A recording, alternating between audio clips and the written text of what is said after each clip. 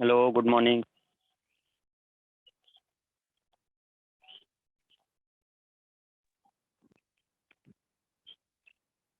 Voice आ रही है?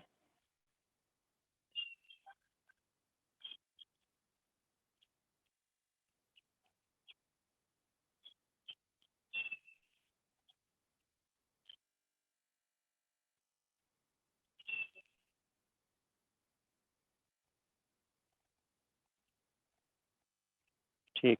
Okay.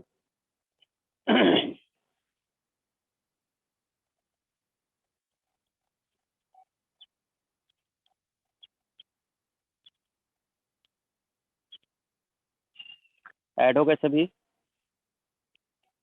अभी ऐड हो रहे हैं धीरे धीरे।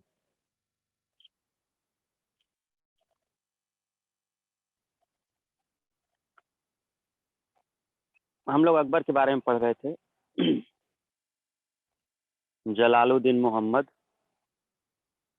एक्चुअली में देखो, जो अकबर का नाम है ना, वो जलालुद्दीन मोहम्मद नाम था। अकबर उसने लगाया था, जिसके बारे में आज हम लोग अकबर जानते हैं। एक्चुअल में उसका नाम था जलालुद्दीन मोहम्मद। तो फिर जब उसने अकबर लगा लिया सब में, तो फिर पूरा नाम हो गया जलालुद्दीन मोहम्मद अकबर। अकबर एक मतलब होता है, जैसे अगर आप उसमें समझो, अल्लाहू अकबर कहा जाता है ना। जैसे मुस्लिम लोग जब नमाज पढ़ते हैं या उस समय करते हैं तो अल्लाहू अकबर कहते हैं। तो इसका एक मतलब होता है कि अल्लाह इज ग्रेट। मतलब जो अल्लाह है वो महान है। तो अकबर इस तरह से शब्द था। तो अकबर कोई नाम नहीं था उसका। वो उसका मेन नाम था जलालुद्दीन मोहम्मद। फिर जलालुद्दीन मोहम्मद के बाद उसने अकबर लगवा लिया था। तो इस तरह से हो कि मतलब वो एक पैगंबर मानने लगा था अपने आप को। इस तरह से था कि जैसे मैं प्रोफेट मोहम्मद है, तो उसके बाद मैं ही हूँ केवल। बस ये है उसका। तो उसने अकबर लगवा लिया था। ठीक है। तो एक्चुअल मतलब है उसका जलालुद्दीन मोहम्मद। चलिए ध्यान रखिएगा इसको। तो पूरा नाम आ जाता है जलालुद्दीन मोहम्मद अकबर। ठीक है। अच्छा, आगे बात करते हैं इसमें। तो कुछ चीज़ें हम पीछे आपको बता चुके हैं। अकबर की जो स्टार्ट किया था हमने, जैसे उसका जन्म कहाँ पर हुआ था। और पिता तो जानते ही हो कौन है। बैरम खां के बारे में थोड़ी बहुत जानकारी दी थी।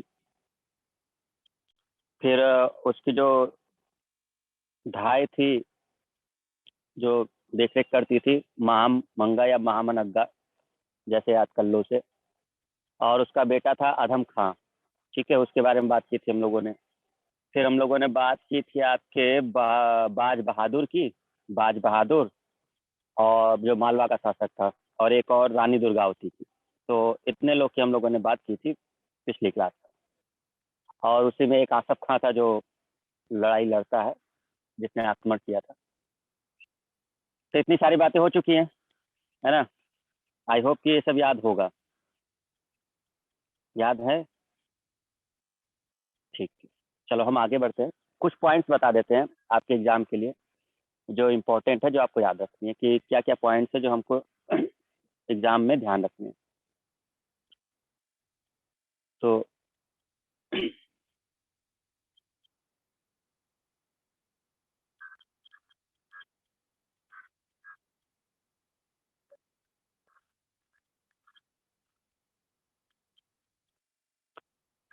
देखिए, इसमें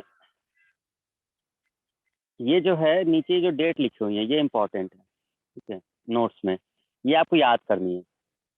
ये आपको डेट याद करनी होंगी कि किस डेट में क्या हुआ था। जैसे हम कहें कि दास प्रथा का अंत, तो दास प्रथा का अंत 1562 में हुआ था। ये आपको रटा होना चाहिए। तीर्थ यात्रा कर समाप्ति कब की थी अकबर ने? तो 1563 में किया था। जजिया कर हटा दिया था, कब हटा दिया था? 1564 में। ठीक है। तो 62, 63, 64। 62 में दास प्रथा का अंत, 63 में तीर्थ यात्रा हटा दिया, और 64 में जजिया कर हटा दिया।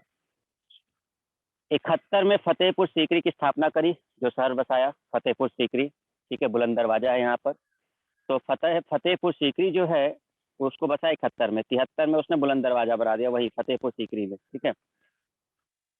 और 75 में उसने क्या किया? इबादत खाने की स्थापना की फतेहपुर सीकरी में। तो फतेहपुर सीकरी शहर बसा था। देखो, मुस्लिम जो शासक थे उसमें से कोई न कोई शहर जरूर बसा दिया करता था। आपने पीछे भी देखा था, है ना, कि हुमायूं ने भी दीन पनाह बसाया था, है ना, कहाँ पर? दिल्ली वाले में। तो इसने जो किया था वो फतेहपुर सीकरी किया था, और वहाँ पे बहुत सारी चीजें बनाई थी। तो उसमें बुलंद दरवाजा भी है, इबादत खाने का वो है जहाँ पर मतलब पूजा वगैरह कर लो, या उनके जैसे वो लोग करते थे उस तरह से, ठीक है। तो दास प्रथा का अंत हो गया 62 में। इबादत का मतलब होता है अरे जैसे अब हिंदू धर्म में पूजा कर रहे हो आप, अपने भगवान को मान रहे हो, तो उस तरह वो अपने अल्लाह को मानते हैं, तो उस हिसाब से वो चीजें किया करते थे, इबादत करना, ठीक है। तो दास प्रथा का अंत है 1562, और तीर्थ यात्रा कर समाप्ति है 1563। 64 में जजिया कर की समाप्ति है, और 71 में फतेहपुर सीकरी की स्थापना। 73 में बुलंद दरवाजा का निर्माण, और 75 में इबादत खाने की स्थापना, ठीक है। तो इबादत खाना में इकट्ठा हो करता था, जैसे कोई अगर अलग अलग लोग हों तो आए अपना वहां पर एक साथ पूजा पाठ कर लें, पूजा पाठ अपने हिसाब से, तो इबादत खाना था, ठीक है। तो डेट आपको ये याद करनी होंगी, ठीक है, ये डेट आपको याद करनी होंगी, ये आपका काम है, आप कैसे याद करते हैं।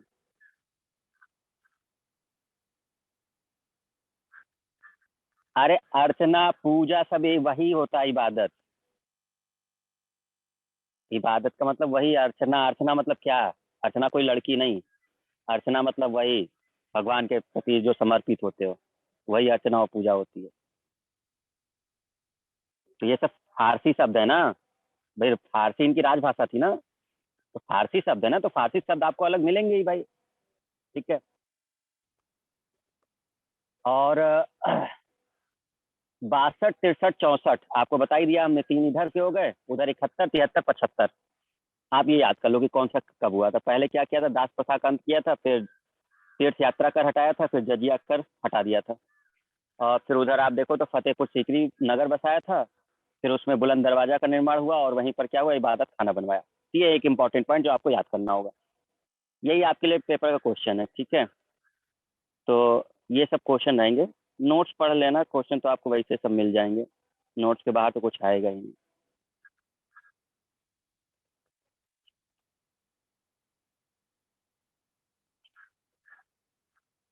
और डेट देखो जरा, 1578 कब तक की बात हो गई थी, 1575 तक की बात हो गई थी, तो 1575 तक में तो आपने देख ही लिया कि ऐसा चला था। 1578 में सभी धर्मों के लिए खोल दिया गया, पहले वो मतलब विशेष धर्म के लिए था, लेकिन बाद में क्या हुआ कि इबादत खाना सभी धर्मों के लिए खोल दिया गया, कि मतलब सब लोग आ सके इसमें। 1579 में महजर की घोषणा। महजर एक ऐलान होता है। महजर, अब देखो शब्द इसलिए आपको लग रहा है क्योंकि ये हिंदी शब्द नहीं है ना, ये सब फारसी या अरबी शब्द हैं। तो ये महजर, महजर का ऐलान किया था 1579 में। महजर एक ऐलान होता है, शॉर्ट में समझ लो, अगर आपने हिंदी उसमें समझना है तो हम जैसे किसी चीज का ऐलान करते हैं कि मैं आज ये ऐलान करता हूँ, मैं ये आज उद्घोषणा करता हूँ, तो ऐसे महजर कहा जाता था कि मैं आज ये महजर बोल रहा हूँ, या महजर आप बोल रहे हो, ठीक है। तो ये एक ऐलान से रिलेटेड है, जो अकबर ने एक ऐलान किया था धर्मों से रिलेटेड, कि 1579 में, कि अगर कोई एक ऐसा मुद्दा आता है जिसमें काजी भी नहीं समझ पा रहा, दरबारी भी चीजें नहीं समझ पा रहे, और दोनों में मतभेद हो रहा है कि इस पे क्या निर्णय लिया जाए, तो शासक जो सुल्तान है वो सर्वोपरि होगा, और वो इस बात के लिए स्वतंत्र होगा कि वो क्या डिसीजन लेने वाला है। महजर इस तरह का कुछ था, कि मतलब उसने ऐसा किया था कि कभी कभी कुछ ऐसी चीजें होती थी जिसमें मतभेद हो जाता था दरबारियों में और उलेमाओं में, और वो जो भी लोग हुआ करते थे, तो डिसीजन लेना मुश्किल हो जाता था। तो सुल्तान ने यही बोला कि फिर सुल्तान सर्वोपरि है, कि सुल्तान को जो अच्छा लगेगा वो फैसला लेगा। तो इसी को महजर कहा जाता है। इस तरह का एक ऐलान उसने जारी किया था। तो ये आपका है 1579 में। दहसाला बंदोबस्त, ये हम अभी आपको बता देंगे क्या था 1580 में, ठीक है। ये कृषि से था, भूमि सुधार से रिलेटेड था, ठीक है, किसानों के प्रति। तो दहसाला बंदोबस्त है। एक धर्म आप चलाया था, आपको पता ही होगा, दीन इलाही धर्म, सभी के लिए तो दीन इलाही धर्म, जिसके लिए कहा जाता है कि ये बहुत वो किए थे। 1582 में दीन इलाही, ठीक है। 1583 में इलाही संवत की शुरुआत। 1585 में लाहौर राजधानी परिवर्तित, लाहौर चला गया था दिल्ली से। आगरा पहले थी ना, आगरा, फिर आगरा से चले गए कहाँ, लाहौर, और बहुत समय तक ये लाहौर में रहे, तो लाहौर को राजधानी बना लिए थे। 1585 याद रखिएगा ये। और अंतिम आक्रमण इनका हुआ है असीरगढ़ पर। अकबर का अंतिम आक्रमण, ये दक्षिण भारत में पड़ता है, असीरगढ़। तो 1601 में अंतिम है, और 1605 में तो मृत्यु ही हो गई है, ठीक है। तो अंतिम आक्रमण जो किया है वो 1601 में किया है असीरगढ़ पर। तो दक्षिण भारत में देखो, ये सबसे बड़ी बात है, दक्षिण भारत में बहुत लोग ज्यादा कुछ कर नहीं पाए, इसलिए दक्षिण भारत लोग थोड़ा सा प्रभावित रहे इन लोगों से, इसलिए दक्षिण भारत बहुत उन्नत हो गया। देखो बहुत सारी चीजें हैं, अगर आप युद्ध में उलझे रहोगे ना तो चीजें खराब हो जाएंगी। आज की डेट में दक्षिण भारत पढ़ाई के मामले में इसीलिए उन्नत है, संस्कृति के मामले में इसीलिए उन्नत है। ये जितने भी विदेशी आक्रांता है इन लोग का सीधा आक्रमण बस उत्तर में होता रहा। दक्षिण के मंदिर अभी भी आपको देखने को मिलेंगे वैसे ही, शिक्षा पढ़ाई लिखाई सब वहीं पर है। तो भाई जब एक चीज से बचोगे तब ना उसमें दिमाग लगाओगे। अब लड़ाई ही लड़ते रहोगे तो क्या होगा। ये चीजें थी। तो दक्षिण भारत में इन लोग का बहुत ज्यादा प्रभाव नहीं था, अकबर भी पूरे दक्षिण को जीत नहीं पाया था। और अकबर अकबर राणा प्रताप को नहीं जीत पाया, पूरे दक्षिण की हम क्या बात करें। राणा प्रताप को उसके अकबर को लास्ट तक अपने मरते समय तक अपने दिल में तमन्ना बनी रही कि मेवाड़ का शासक मेरे अधीन नहीं आया।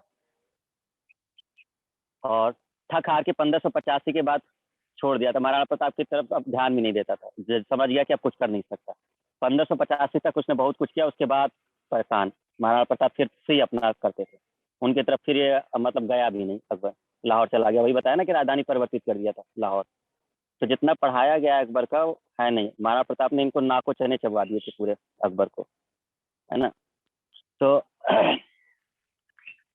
अच्छा, अब इसमें जो मेन मेन बातें हैं तो ये हो गई, ठीक है। 62 का, 63 का, 64 का, और 71 हो गए, 73 हो गए, 75 हो गए, है ना। फिर आगे चल करके हमने वो सब देखे। तो ये डेट जो है ये आपके लिए इंपॉर्टेंट है, अगर एग्जाम के पॉइंट ऑफ व्यू से हम बात कर रहे हैं, ये आपको इंपॉर्टेंट, बहुत इंपॉर्टेंट है। ये रटा हुआ होना चाहिए सीधा सीधा कि अंतिम आक्रमण अकबर ने कब किया था या कहाँ पर किया था। तो आपको तुरंत याद आना चाहिए कि भाई असीरगढ़ था जो साउथ में, 1601 में यह आक्रमण था, या अंतिम आक्रमण था अकबर का, ठीक है। क्योंकि 1605 में उसकी मृत्यु हो गई थी। अकबर की जो मृत्यु हुई है वो सिकंदरा में हुई, जो सिकंदरा है आगरा में, वहीं पर इसको दफनाया गया। कभी जाइए तो सिकंदरा में आपको देखने को मिलेगा। हम गए हुए हैं आगरा में, जैसे फतेहपुर सीकरी वगैरह को उधर जाओगे तो बहुत बड़ा एक मतलब बनाया गया, तो टूरिस्ट प्लेस टाइप का है, लोग घूमने जाते हैं। तो सिकंदरा पड़ता है आपका, दिल्ली के पास ही था ना। तो दिल्ली से मथुरा पड़ता है, मथुरा से आगरा पड़ता है, तो सब चीज़ें क्षेत्र में आती थी। तो वहाँ पर सिकंदरा है, वहाँ पर उसका मकबरा बना हुआ है जहाँ पर इनको दफनाया गया है अकबर को, ठीक है, आगरा में। तो ये बातें रही अकबर की, जो कुछ मेन मेन है। अब कुछ सुधार भी हैं इनके, बहुत सारे सुधार हैं। जैसे भूमि से रिलेटेड कुछ सुधार किया था, और सैन्य सुधार कुछ किए थे, प्रशासनिक सुधार कुछ किए थे। तो उनकी बातें भी हम लोग करेंगे। पहले हम लोग देख लेते हैं इनके नवरत्नों को। तो अकबर, क्योंकि नवरत्न से क्वेश्चन बनता है, ठीक है, नवरत्नों से क्वेश्चन बनता है। तो पहले हम नवरत्न वाला देख लेते हैं कि नवरत्न कौन थे। इनके बारे में शायद जानते भी होंगे, है ना, नवरत्नों के बारे में। बीरबल वगैरह जो थे ना, तो इन्हीं के उसमें थे दरबार में।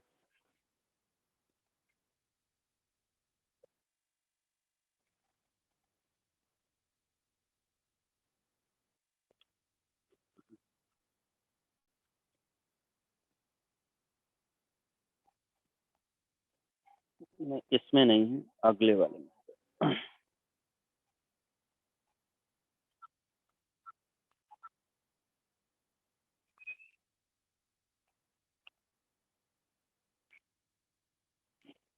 चलो देखो सभी, अकबर के नवरत्न देखते हैं, याद कर लेना सारे नाम। ये हैं अकबर के नवरत्न। पहला नाम बीरबल, पहला नाम बीरबल, दूसरा तानसेन, तीसरा अबुल फजल, फैजी, ये भाई ही है, अबुल फजल का भाई ही है फैजी, ठीक है। अब्दुल रहीम खाने खाना, मान सिंह, टोडरमल, मुल्ला दो प्याजा और हकीम हुमाम। अब आप समझिए जरा, क्या समझना है। आप देखिए जरा, अबुल फजल का नाम कितनी बार आया। अब जब भी कोई चीज बताई जाती है या कोई मतलब एग्जाम्पल दिया जाता है तो अबुल फजल का नाम दिया जाता है, अबुल फजल का नाम दिया जाता है। अब समझ लीजिए कि ये इन्हीं के नवरत्न में है। अकबर का ही नवरत्न है अबुल फजल, जिसने आईन अकबरी लिखी है और अकबरनामा लिखी है। अकबरनामा और आईन अकबरी। अगर आपको अकबर के बारे में जानना है, अगर आपको अकबर के बारे में जानना है तो भारतीय इतिहास को छोड़ करके अबुल फजल की अकबरनामा पढ़ लीजिए, उसका अनुवाद जो है, आपको अकबर के बारे में सब पता चल जाएगा, छोटे से लेके बड़े, ठीक है। तो इसने लिखी है अबुल फजल ने, और हर एक चीज डिस्क्राइब किया है अकबरनामा में, हर एक चीज बताई है शुरू से लेके अंत तक। लेकिन वो अब दूसरी भाषा में आपको उसका कन्वर्जन पढ़ना पड़ेगा, जो उसको कन्वर्ट करके लिखा गया। तो नवरत्न है आपका, ये बीरबल हो गए, ठीक है, बीरबल। दूसरे कौन हो गए? तानसेन। तीसरे हो गए अबुल फजल। फिर कौन हो गए? फैजी, अब्दुल रहीम खाने खाना, मान सिंह, टोडरमल, मुल्ला दो प्याजा, हकीम हुमाम। फिर से पढ़ो, नौ नाम तुरंत याद हो जाने चाहिए अभी। ठीक है, बीरबल, तानसेन, अबुल फजल, फैजी, अब्दुल रहीम खाने खाना, मान सिंह, टोडरमल, मुल्ला दो प्याजा, हकीम हुमाम। याद हुआ? याद हुआ? नहीं? सर, नवरत्न का क्या अर्थ होता है? तुम लोग डूब मरो हैं। तुम गधे के गधे हैं बिल्कुल, पता नहीं इंजीनियर कहाँ से बना दिया गया इन लोग को।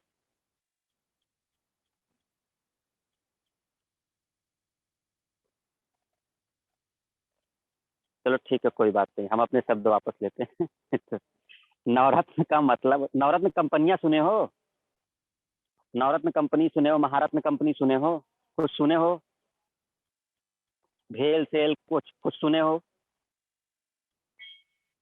जानते हो इन सब के बारे में? ये नवरत्न कंपनी कही जाती है, महारत्न कंपनी जाती है, कुछ विशेषता होगी इनकी। इन कंपनियों की कुछ विशेषता होगी, तभी तो नवरत्न और महारत्न है। हर कंपनी को तो नहीं कह देते। अब हमारी द इंजीनियर तो महारत्न कंपनी है नहीं। तो महारत्न कंपनी है क्या? नहीं है ना। तो कुछ विशेषताएं होंगी, कुछ होगा तभी तो होगा वो। तो नवरत्न का मतलब जो लोगों से अलग है। ये नवरत्न एक रत्न है। रत्न मतलब होता है, क्या बताएं, नीलम सुने हो, पन्ना सुने हो, जिनकी कीमत होगी। एक पत्थर होता है, एक रत्न होता है, माणिक होता है। सब एक से सब एक से बढ़कर एक हैं। हाँ, तुम लोग उससे भी बढ़कर एक हो। वो तो सब है ही हैं, तुम लोग उनसे भी महान हो, ठीक है, हाँ, बढ़ के।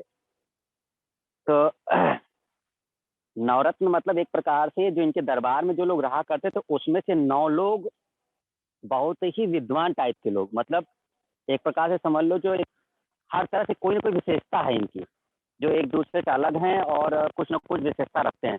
जैसे अबुल फजल है, अब ये बहुत बड़ा इतिहासकार है उनके समय का, बहुत बड़ा, ठीक है। और पूरा जो भी लिखा है इसमें अबुल फजल ने लिखा है। बीरबल के बारे में आप जानते ही जानते हो, ठीक है ना, बीरबल के बारे में आपने सुना ही सुना है। ठीक है, हकीम हुमाम रसोइया है उनका, तो रसोइया है तो उस हिसाब से वो भी है, मतलब मेन रसोइया का काम करता था, और भी चीजें थी। तो सब चीज एक है। टोडरमल है, टोडरमल पूरा राजस्व देखते हैं। इतने बड़े मुगल सल्तनत का राजस्व अगर कोई व्यक्ति देख रहा है, तो बहुत विशेषता होगी तभी उसको राजस्व दिया जा रहा है। ठीक है, तो टोडरमल जिन्होंने 10 साल व्यवस्था बनाई थी। और मान सिंह के बारे में कहना ही क्या। मान सिंह के बारे में तो अब तक तुम लोग याद ही कर लिए होगे कि मान सिंह कौन है। और महाराणा प्रताप ने इनको खूब बोला है, सम्मान देते थे, लेकिन कुल का कलंक, मान सिंह तुम कुल के कलंक हो। और ये बहुत सारी चीजें हैं, उनकी कहानी जब पढ़ोगे तब समझ आएगी। अभी हम वहाँ नहीं जा रहे, है ना, नहीं तो हमारी क्लास महाराणा प्रताप से खत्म हो जाएगी। अच्छा, तो चलिए, तो इसमें समझ के नवरत्न ठीक है। चलो, कभी कभी मुझे गुस्सा आ जाता है तुम लोग के क्वेश्चन से, मैं चाहता नहीं हूँ ऐसा, लेकिन तुम लोग पूछ देते हो जब ना, तब मुझे बहुत वो लगती है नवरत्न। ऐसा लगता है कि पता नहीं क्या था। अब तुम लोग एग्जाम कैसे निकालोगे, हमको ये नहीं समझ में आ रहा। जो लोग इस तरह के क्वेश्चन पूछते हैं, आप उनसे कैसे फाइट करोगे जो ऑलरेडी इन चीजों से आगे होंगे। देखो, हम हतोत्साहित नहीं कर रहे हैं, लेकिन हम एक बात पूछ रहे हैं। फिर तो तुम लोग को सालों लग जाएंगे, पहले ये सब तैयार करोगे, फिर उसके बाद वो उस लायक बनोगे, उसे लेवल तक आओगे, तब जाके एग्जाम निकलने शुरू होंगे फिर, है ना। चले, कोई नहीं। अच्छा, क्वेश्चन पूछना, अब घबरा करके क्वेश्चन मत ये करना कि सर नहीं, क्वेश्चन पूछो। पता चले कि सर डांट देते हैं तो क्वेश्चन नहीं पूछेंगे। हाँ, बस लेकिन थोड़ा ढंग का क्वेश्चन पूछो, है ना, थोड़ा सा मतलब वैसा वाला लगे। तो नवरत्न समझ गए? रत्न मतलब एक रत्न, जैसे आपको हम नीलम दे दें, नीलम समझते हो, नीलम कोई लड़की नहीं है, नीलम एक रत्न है ना। वो पन्ना हो गया, माणिक हो गए, रूबी हो गए, ये सब रत्न होते हैं। तो उसी प्रकार से जिनकी कीमत है अलग अलग, सभी एक से बढ़कर एक कीमत वाले हैं। तो जो जैसा उसका गुण है उस हिसाब से होता है। तो वैसे 9 रत्न है उनके दरबार में, सबकी अपनी भी खासियत है। अगर आपने देखा होगा तो ऐसा नवरत्न एक बार एक और पढ़ाया है हमने, बता सकते हो कब, किसके दरबार में हमने नवरत्न पढ़ाए हैं?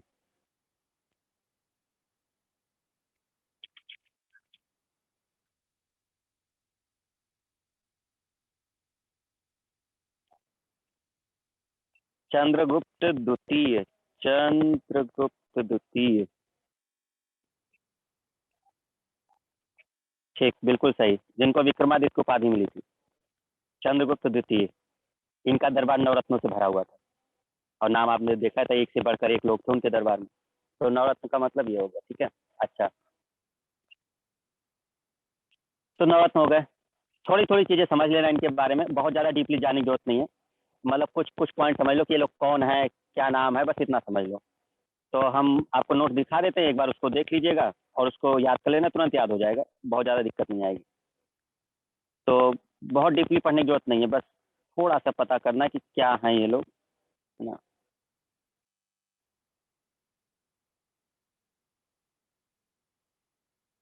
चलिए देखते हैं, सबसे पहले बीरबल की बात करते हैं। तो बीरबल कौन है? तो इनका वास्तविक नाम है महेश दास। आपने देखा होगा जो जोधा अकबर मूवी दिखाई गई है उसमें महेश दास दिखाया गया है, ठीक है ना, जो मूवी बनी थी तो उसमें आपने देखा होगा बीरबल को महेश दास के नाम से बुलाया गया, तो एक्चुअल नाम उनका महेश दास ही है, ठीक है।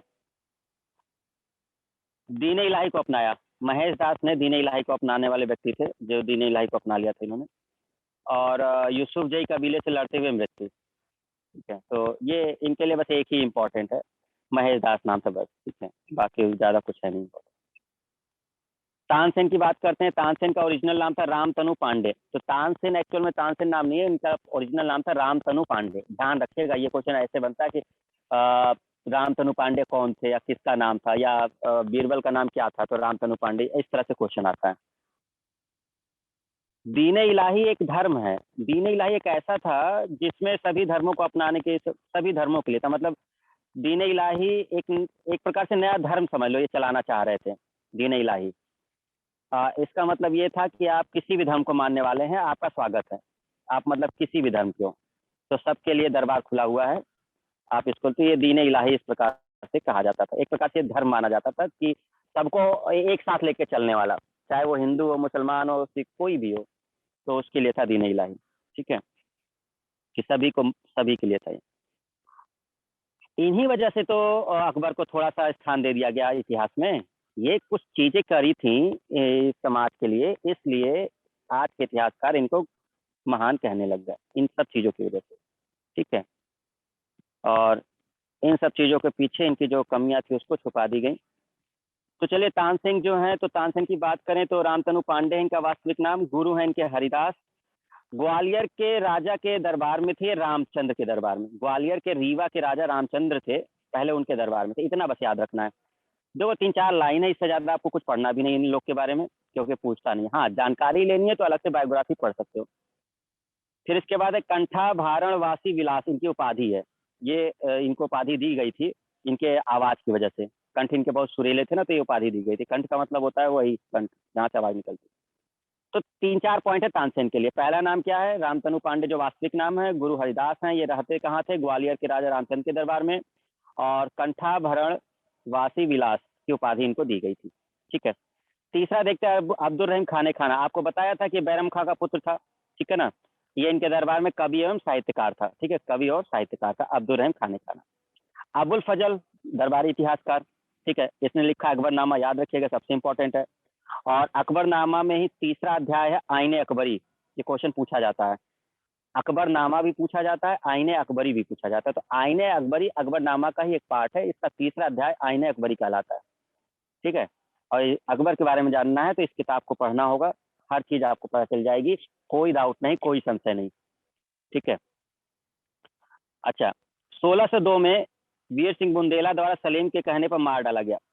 ये क्वेश्चन ऐसे पूछा गया है कि अबुल फजल को मारने में किसका हाथ था? अबुल फजल को मारने में किसका हाथ था? अबुल फजल को मारने में सलीम का हाथ था। सलीम कौन? जहांगीर। सलीम कौन? जहांगीर। तो अबुल फजल को मरवाने में जहांगीर का, इसकी स्टोरी हम जहांगीर में बता देंगे, ये एक अलग कहानी चलेगी इसकी, ठीक है।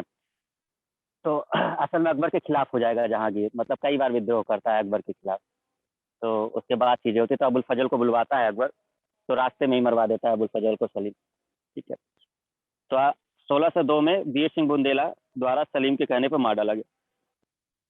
अच्छा, फैजी अबुल फजल का बड़ा भाई है, अबुल फजल का ही भाई है ये फैजी, और अकबर का राजकवि है, ठीक है, अनुवाद विभाग का अध्यक्ष है, इसके लिए कुछ चीजें हैं, फैजी के लिए याद जरूर कर लेना, बहुत सारे इंपॉर्टेंट पॉइंट।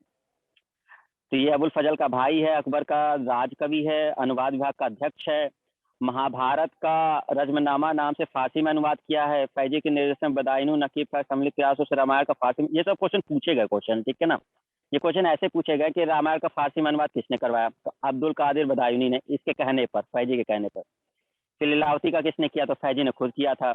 कालिया दमन अबुल फजल ने। तो ये इस तरह से चीजें आपको याद रखनी होंगी, ठीक है, ये ऑब्जेक्टिव क्वेश्चन के लिए। ये है मेन पॉइंट। मान सिंह आप समझ ही गए होंगे, राजा भारमल के पौत्र एवं भगवान दास के पुत्र। असल में राजा भारमल जो थे आमेर के राजा थे।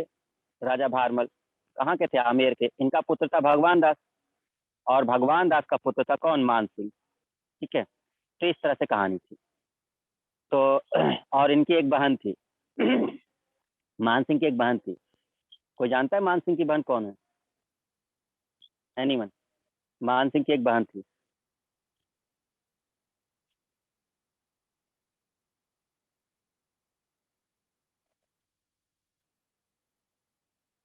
अवंतिका ने कहा है मान बाई। मान बाई। मोनिशा। इसकी शादी सलीम से हुआ था।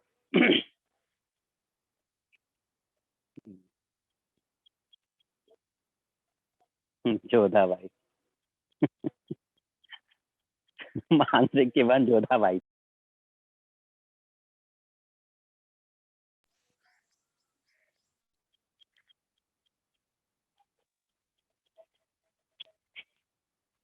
चलिए, सातवां है टोडरमल। टोडरमल। टोडरमल का एक विशेष स्थान था इनके दरबार में। माल गुजारी सुधार, मतलब राजस्व से देखते थे, जो टैक्स कलेक्शन था ना, जो टैक्स कलेक्शन था, टैक्स कलेक्शन, रेवेन्यू वगैरह, वो सब देखा करते थे टोडरमल, ठीक है। तो ये सब चीजें हैं। अरे अगर नहीं समझ में आ रहा, मूवी पे आपको देखना है ना, तो मूवी देखना, उसमें टोडरमल दिखाए गए हैं।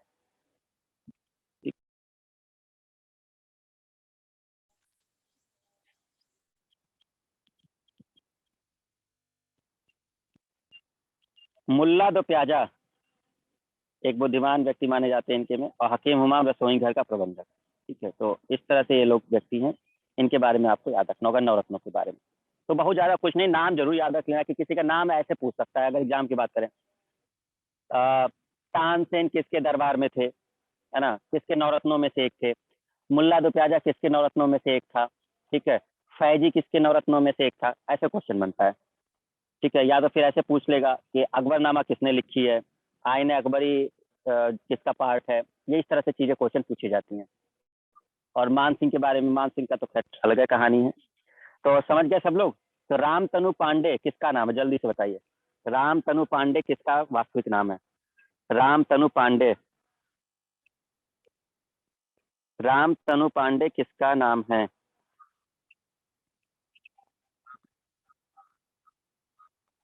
तानसेन, ठीक है। बीरबल का क्या नाम था, वास्तविक नाम बीरबल का? बीरबल का वास्तविक नाम क्या था? बीरबल का वास्तविक नाम क्या था? महेश दास। अकबर के नवरत्नों में से जो राज कवि था वो कौन है? जो राज कवि है वो कौन है? अकबर के नवरत्नों में से जो राज कवि है वो कौन है? अबुल फजल कि फैजी? अबुल फजल या फैजी? फैजी उसका बड़ा भाई है अबुल फजल का। फैजी है, राज कवि कौन है, फैजी है। वो इतिहासकार माना जाता है, अबुल फजल है वो भी, लेकिन उसको ज्यादातर उस तरह से देखते हैं हम लोग, साहित्यकार या इतिहासकार के रूप में, ठीक है। जो राजस्व व्यवस्था देखता था अकबर के नवरत्नों में से, जो मतलब भूमि सुधार या जो टैक्स कलेक्शन या राजस्व जो मैं देखता था, वो कौन था? टोडरमल, ठीक है, टोडरमल साहब थे। तो इस तरह से इनके नवरत्न को याद कर लीजिएगा, बहुत ज्यादा टफ नहीं है, एक दो बार पढ़ोगे नवरत्न याद हो जाएंगे, है ना। तो यहाँ से आपका ये कंप्लीट हो जाएगा। यहाँ से एक इम्पॉर्टेंट पॉइंट था, इसको रख। चलिए आगे देखते हैं हम लोग, इसको रिपीट कर लेना, सब याद हो जाएगा।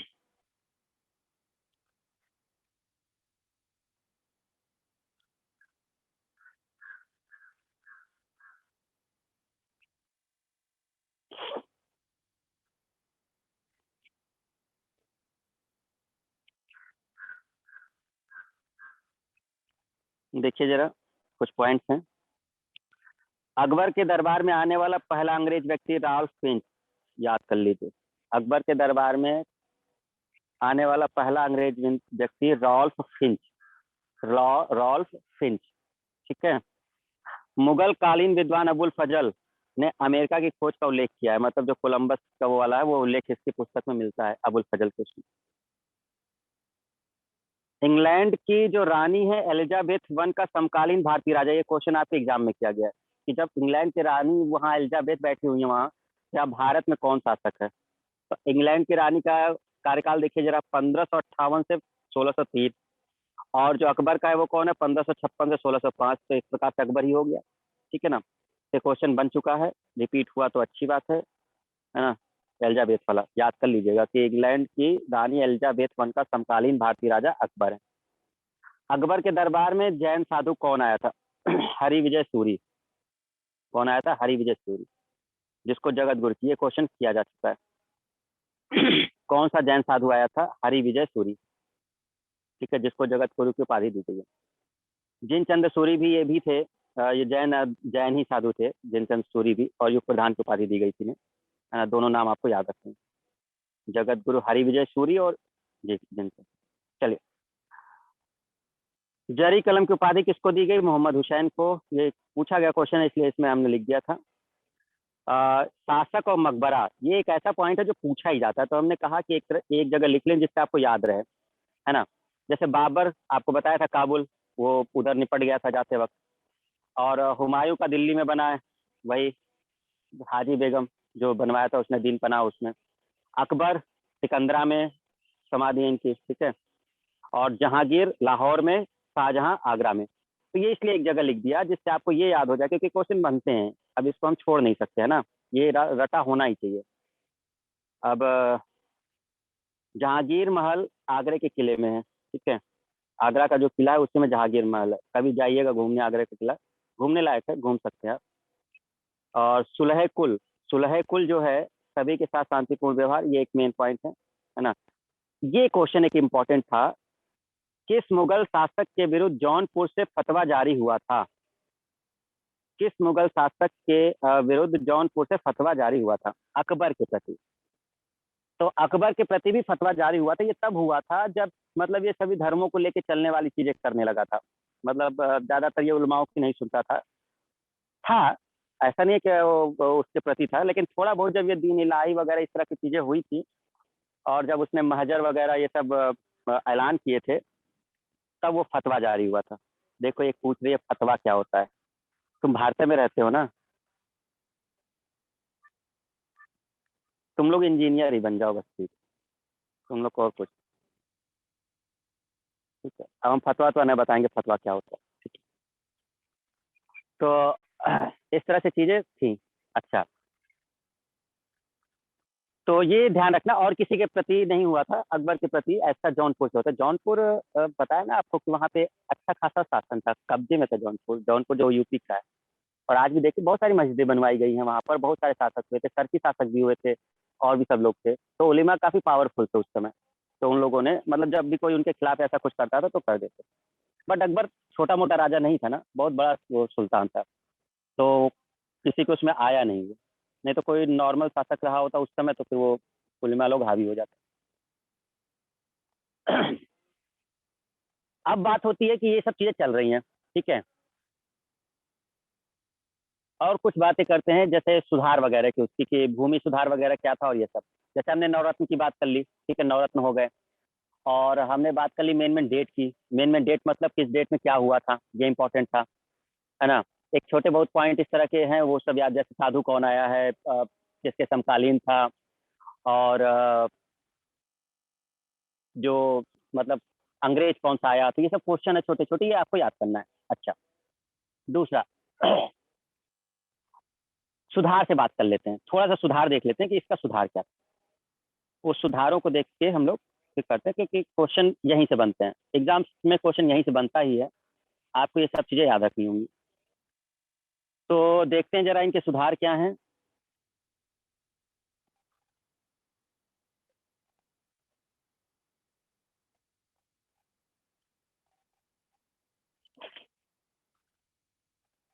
ठीक है, चलिए स्टूडेंट देखिए जरा सुधार क्या है। सैन्य सुधार, सैन्य सुधार। तो सैन्य सुधार जो होता है इसमें इसने ये तीन चीजें ये दिख रहा है। एक मनसबदारी व्यवस्था, घोड़ा दागने की व्यवस्था और हुलिया लिखने की व्यवस्था। अच्छा एक चीज समझना आप लोग, मनसबदारी हम अभी समझा दे रहे हैं कि क्या है मनसबदारी, मनसबदारी व्यवस्था। ठीक है, आप हमको एक बात बताइए कि कौन सा ऐसा शासक था दिल्ली सल्तनत में जिसने अपने समय में घोड़ा दागने की व्यवस्था और हुलिया लिखने की व्यवस्था शुरू की थी। आप हमको जल्दी से बताइए, दिल्ली सल्तनत का वो कौन सा शासक था जिसने अपने समय में घोड़ा दागने और हुलिया लिखने की व्यवस्था शुरू की थी। जल्दी।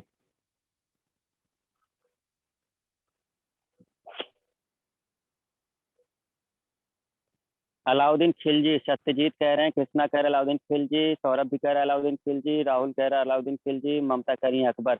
अरे अरे ममता, ममता कहाँ है? ममता तुम सामने आओ जरा, ममता तुम सामने आओ जरा, देखिए कौन है ममता।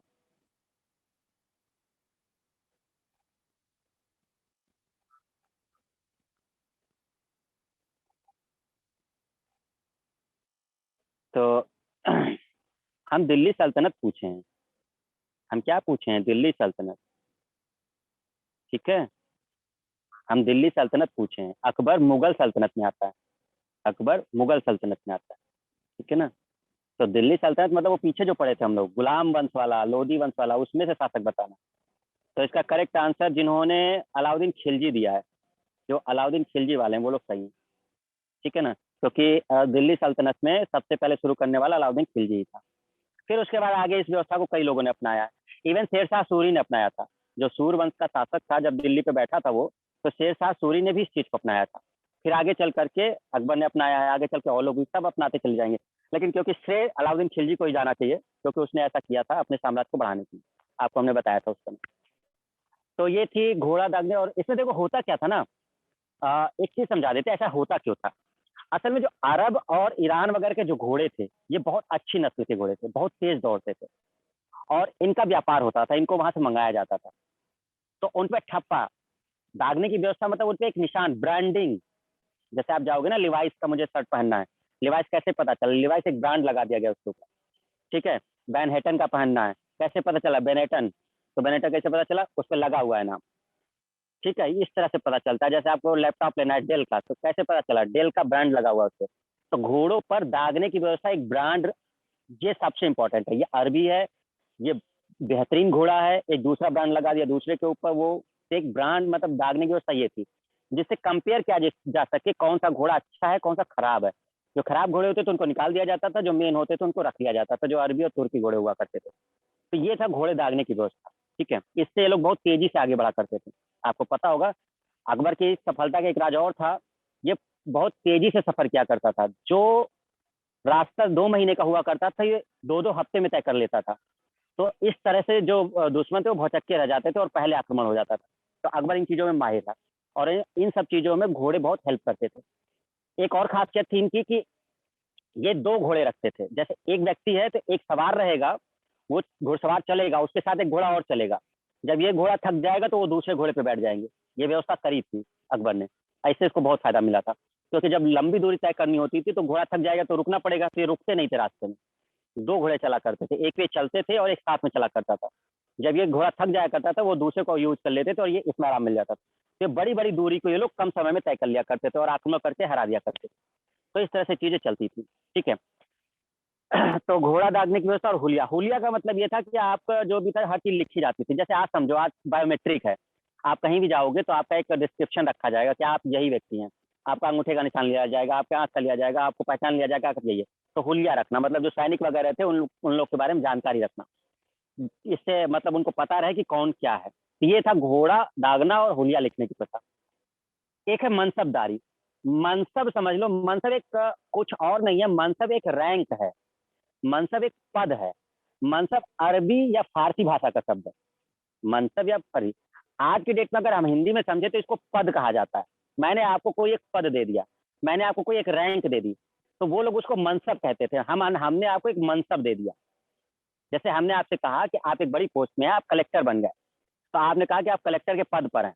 उस समय उसको कहा जाता था आप कलेक्टर के मनसब पर हैं। तो मनसब कुछ और नहीं है, मनसब का एक मतलब है पद, एक रैंक। तो ये एक दिया जाएगा व्यक्ति को, ठीक है। तो आप समझ गए होंगे कि उसके उसमें भी रैंक अलग अलग हुआ करेगी, भाई सब लोग बराबर तो होंगे नहीं। जग ही रहे हो ना सब? हाँ ठीक है। तो मनसब जो है, मनसब समझ में आया, एक रैंक है। तो क्या उसके राज्य में सबको एक ही मनसब दिया गया होगा? क्या सब एक ही पद पे होंगे? ऐसा तो पॉसिबल नहीं है, भाई सबका अलग अलग होगा ना। जैसे आपको बताया नहीं, टोडरमल है, राजस्व देख रहे हैं, कोई कुछ और देख रहा है, कोई सेनापति होगा, कोई उसके ऊपर वजीर होगा, कोई कुछ होगा। तो सबके अपने अपने मनसब होंगे, अपने अधिकार में। अच्छा, अब ऐसे समझिए, तो मनसब का मतलब यहाँ पे केवल पद या रैंक थे, बस इतना समझिए। अब ये होता क्या था, जैसे दीपक है। अब दीपक को हमने कहा कि तुम बहुत बड़े मेरे विश्वास पात्र हो, ठीक है। अब तुम बहुत बड़े विश्वास पात्र हो, तो मैं तुमको एक मनसब देता हूँ, एक पद देता हूँ कि तुम अपने अंडर में 500 सवार रख सकते हो। 500 सवार, तो 500 सवार का मतलब हो गया 500 घुड़सवार। तो 500 को, हाँ देसी भाषा में बोलो तो ओहदा, एक ओहदा, देसी भाषा में अगर कहो तो ओहदा कहा जाता है, कि आपको एक ओहदा दे दिया। तो अब कुछ ओहदा कहेंगे तो कुछ हौदा समझ लेंगे, जिसमें गाय भैंस को खिलाया जाता है, तो वो सब ऐसा समझ लेंगे, इसलिए हमने वो नहीं बताया है, ठीक है। तो हाँ, महान है ना, हमारे बहुत बड़े बड़े इंजीनियर बैठे हैं ना यहाँ पर, तो बड़ा ध्यान रखना पड़ता है इन सब चीज़ों का। तो हमने दीपक से कहा कि भैया हमने तुमको एक मनसब दे दिया है, तो ये मनसब तुम्हारा है कि तुम 500 घुड़सवार रख सकते हो। दीपक बड़ा खुश, वाह, मतलब सुल्तान मेरे, मुझे बहुत चाहते, 500 घुड़सवार मेरे अंडर रख दिया। तो तब तक एक दूसरा आया राहुल, तो राहुल को कहा कि राहुल तुमको मैं ऐसा मनसब दे रहा हूँ, तुमको 2500 रखने हैं। ले, तो किसका मनसब बड़ा हो गया? राहुल का बड़ा हो गया, क्योंकि उसकी पद बड़ी रही होगी, वो ज्यादा विश्वास पात्र रहा होगा, तो उसकी रैंक बढ़ा दी गई और उसके अंडर में 2500 सवार आ गए। ये ऐसे था। तो कई लोग होते थे जो बहुत अच्छे खास होते थे सुल्तान के, उनको करीब करीब 5000 तक का प्रोवाइड किया जाता था, घुड़सवार उनके अंडर आ जाते थे। कई होते थे एक, ये कुछ ही लोग थे जो 10,000 के ऊपर भी था। एक ऐसा व्यक्ति था, एक या दो व्यक्ति ऐसे थे जिनको 10,000 घुड़सवार रखने का था, तो उनका मनसब ऊंचा था। इसमें से मान सिंह एक है, मान सिंह, ठीक है। तो मान सिंह को इसने रख रखा था, अकबर ने इसको मनसब दिया था बहुत बड़ा। तो करीब करीब 10,000 घुड़सवार, पहले 5,000 का था, फिर ऊपर हुआ 7,000, फिर 10,000, फिर 12,000 घुड़सवार तक मान सिंह के अंदर आ गए थे। और एक और था, अजीज कोका नाम का एक था, इसका दूध भाई था अकबर का, उसको भी इसने मनसब दिया था। तो दो व्यक्ति शायद ऐसे थे जिनको इतने बड़े पद पे दिया गया था, 10,000 या 12,000 घुड़सवार। नहीं तो बाकी सब 2,500 घुड़सवार, 5,000 घुड़सवार, इस तरह से हुआ करता था, ठीक है ना। तो मनसब मतलब ये एक रैंक है, पद है, जिसके अंदर वो अपना घुड़सवार रख सकते थे इतने लोग। जिसके पास जितने ज्यादा घुड़सवार, वो उतना पावरफुल, वो उतनी बड़ी पोस्ट का, ठीक है। अच्छा, अब इसमें मनसब में एक चीज और तय होती थी। आ, जैसे मनसब दे दिया तो उससे उनकी रैंक तो पता चल गई, वेतन भी तय हो जाता था। अब हमारी बात समझिए, इसमें बहुत टफ नहीं है। हमारी बात ऐसे समझिए कि हमने आपको आ, जैसे आपकी गवर्नमेंट जॉब लग गई, अब आप टीचर बन गए, ठीक है, नॉर्मल टीचर, आपकी सैलरी हो गई 40,000। अब आप उसी स्कूल में प्रिंसिपल बन गए, तो आपकी सैलरी हो गई 70,000। तो अब इसकी बात यही है, मनसब पता चल गया, वो उसका मनसब क्या है, वो प्रिंसिपल है। इसका मनसब क्या है, ये टीचर है। तो अब इससे एक चीज और पता चल जाया करती थी कि इससे उनकी रैंक होती थी, इससे उनका वेतन पता चल जाता था, इस तरह से चीजें मालूम चल जाती थी। तो यही मनसब था। और आगे चल करके इसको दो भागों में बांट दिया गया था। एक शब्द आता है जात, जात शब्द आता है, और एक आता है सवार। तो ये जो मनसब था, इसी को आगे चल करके इन्होंने दो शब्दों से निरूपित किया। एक शब्द था जात और एक शब्द था सवार। जात यहाँ पे जाति से मतलब नहीं है, ध्यान रखिएगा। जात का मतलब था व्यक्तिगत, किसी पर्सनल व्यक्ति के लिए एक चीज यूज की जाती थी, जात। तो जात से हमें ये पता चलता था इसको वेतन कितना देना है। तो अब हम इसको कैसे समझाएं? जात मतलब ये जाति नहीं है, हिंदू ब्राह्मण सब ये सब नहीं है, ठीक है ना। जात का मतलब ऐसे जैसे आपको वेतन देना है मैं 40,000, तो हमको बताना पड़ेगा आपकी जात क्या है, मतलब आपका एक्चुअल ओहदा क्या है, पद क्या है आपका। तो उसके हिसाब से तय तय हो जाता था। पहले मनसब एक ही नाम था, फिर बाद में दो में बदला, जात और सवार में। इसलिए बदला गया क्योंकि जात से हमें रैंक पता चलने लग गई, और सवार से हमें घुड़सवार पता चलने लग गए। तो पहले सब एक ही में मनसब में ही हो जाया करता था, तो कंफ्यूजन बढ़ गई थी। तो आगे चलकर इन्होंने दो बनाया। जात में इन्होंने सीधे रैंक वगैरह रख दी कि ये रैंक है इनकी, ये इनकी सैलरी है, और घुड़सवार में वो बता दिए कि कितने घुड़सवार रखने हैं। तो इससे इनको एक बेनिफिट मिल गया डिवाइड करके। तो ये था मेहनत, ठीक है ना, ये चीज समझना होगा आपको। तो इस तरह की चीजें हुआ करती थी, ये मनसबदारी व्यवस्था थी। तो आपको समझ में आ गया होगा मनसबदारी। अच्छा, आगे बढ़ते हैं। मनसबदारी के बाद अगर हम लोग चलें तो अगला क्या होता है, क्या काम किया था अकबर ने, वो देखते हैं इसके सुधार में। तो मनसबदारी समझ जाएंगे आप लोग। इसको दो उसमें रख दिया गया था, एक जात यूज कर लिया गया था और एक फिर सवार यूज कर लिया गया था। तो सवार में ये तय किया गया कि कितने घुड़सवार रहेंगे। जात एक प्रकार से उसकी पद और रैंक से हो गई। जो आगे सीधे मनसब में जुड़ा करता था वो अब सीधे पद और वेतन जो है वो जात से पता चलने लग गया। और इससे सवार से हमें ये पता चलने लगा कि कितने लोगों को वो अंदर रख सकता है। इस तरह से चीजें थी, ठीक है। अच्छा, समाज के लिए क्या काम किया, दास प्रथा पे प्रतिबंध लगा दिया। बताया था आपको 62 में किया था ये काम, ठीक है। दास प्रथा पे प्रतिबंध करा दिया था, है ना, 1562 में। बहुविवाह पर रोक कराया था, विधवा विवाह को प्रोत्साहन दिया था, ठीक है। बाल विवाह पर रोक लगा दी थी, बाल विवाह पर रोक लगा दिया था। सती प्रथा पर रोक लगाया, अंतरजातीय विवाह पर।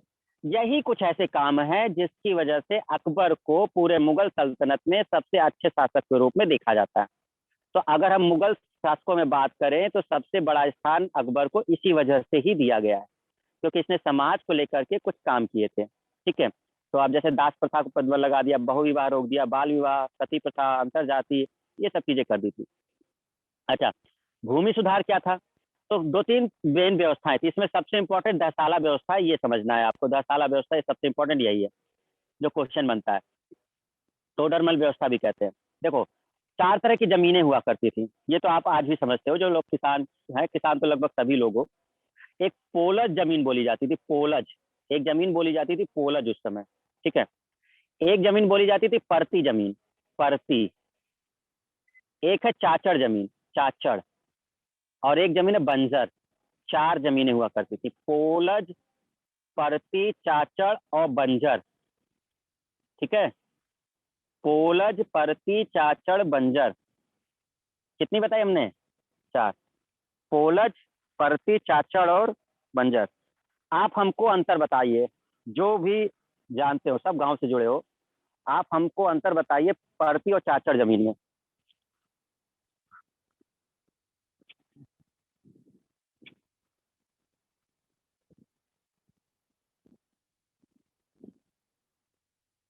परती और चाचड़ जमीन में एनीवन।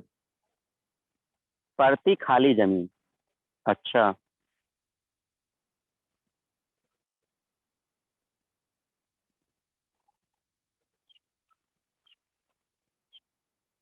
ठीक है, हम समझा देते हैं, ठीक है, सही है। देखो, पोलज जो जमीन थी, पोलज जमीन वो थी जिसपे खेती होती थी। पोलज वो थी, पोलज पे खेती हुआ करती थी, ठीक है। तो यहाँ से टैक्स कलेक्शन अच्छा होता था पोलज से। लेकिन जो परती जमीन थी उस वो मतलब एक प्रकार से वही खाली समझ लो जिसपे फसल नहीं हो रही है। चाचड़ जमीन वो थी जब ये परती जमीन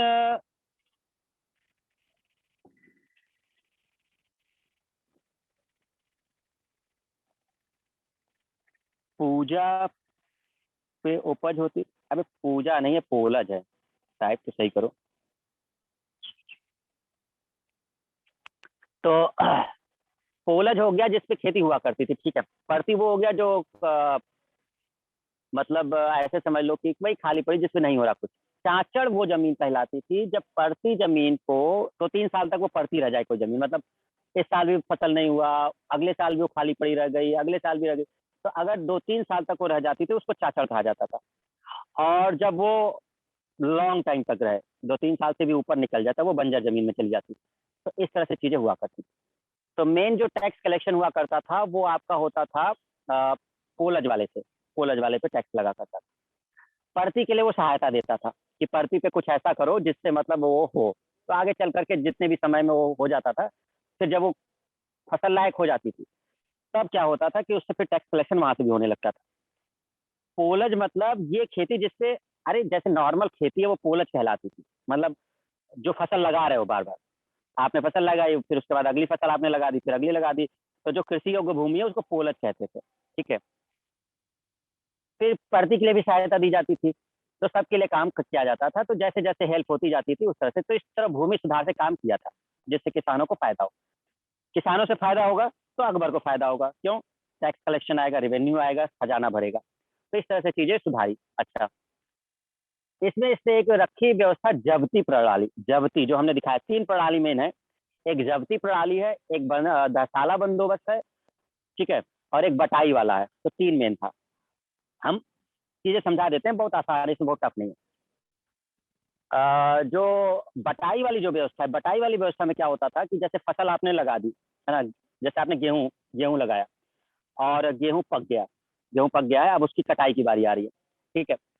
तो जो भी अधिकारी नियुक्त किए गए थे वो वहाँ खेत पे जाते थे, उस भूमि पर, और उस पूरे को मतलब अच्छे से उसका सर्वेक्षण करते थे, जो फसल होती थी, और उसको देख करके फसल जैसी हुई है उसके बाद ये तय हो जाता था कि इसमें से कितना राज्य को देना है और कितना आपको रखना है। तो ये एक बटाई वाली सिस्टम था, जो फसल वगैरह था। या तो ऐसे होता था, या तो क्या होता था कि गट्ठर हो जाता था, गट्ठर के रूप में, मतलब गट्ठर बनवा दिए जाते थे, और गट्ठर को करके कि मतलब इतना राजा के पास रहेगा, इतना आपके पास रहेगा। तो इस तरह से चीजें की जाती थी बटाई सिस्टम में। अच्छा, ये ज्यादातर कोशिश की जाती थी नगद रूप में लेने में। जैसे एक बार तय हो जाता था कि इतनी फसल जो है ये राज भाग में जाएगा, राजा के पास, और इतना है, तो राजा कोशिश करता था कि उसका नगद मूल्य निकाले, नगदी, मतलब कोशिश ये की जाती थी कि वो फसल का नगद मूल्य जो होगा ये लिया जाए, जिससे हमें सेना वना रखने में मदद मिले। तो इसमें ज्यादा फोकस होता था, ठीक है। एक थी जब्ती प्रणाली। जब्ती प्रणाली क्या होता था, ये तब किया जाता था जब बुआई हो जाती थी। मतलब आपने देखा कि जब हम लोग बटाई वाली बात कर रहे हैं, तो वो कर रहे हैं जब फसल हो गई है, फसल हो गई है, अब उसकी काटने की बारी आ रही है, तब की बात हो रही है बटाई वाली। लेकिन जो जब्ती प्रणाली है ये शुरुआत में ही हो जाता था, जब बीज वगैरह डाले जाते थे। तो बीज वगैरह जब डाल दिए जाते थे खेत में, तो वो अधिकारी आते थे और वो पूरी नपाई कर लेते थे, और उस पूरे खेत की जितनी दूर में बीज डाले गए थे उससे वो एक अंदाजा लगाते थे, भूमि का पूरा नाप करते थे, और उस कहते थे कि हो सकता है कि इतना पैदावार होगा, तो उसके हिसाब से वो टैक्स लगा देते। तो इसमें इससे ज्यादा अच्छी व्यवस्था कौन सी थी? बटाई वाली, क्योंकि उसमें एक एक्चुअल पता चलता था कि क्योंकि फसल हो चुकी है। लेकिन जब्ती प्रणाली में क्या था कि जब्ती प्रणाली में उन्होंने पहले ही तय कर लिया है, अब पता नहीं फसल होगी नहीं होगी, फसल खराब हो गई, तो ये गड़बड़ हो जाती थी जब्ती प्रणाली में।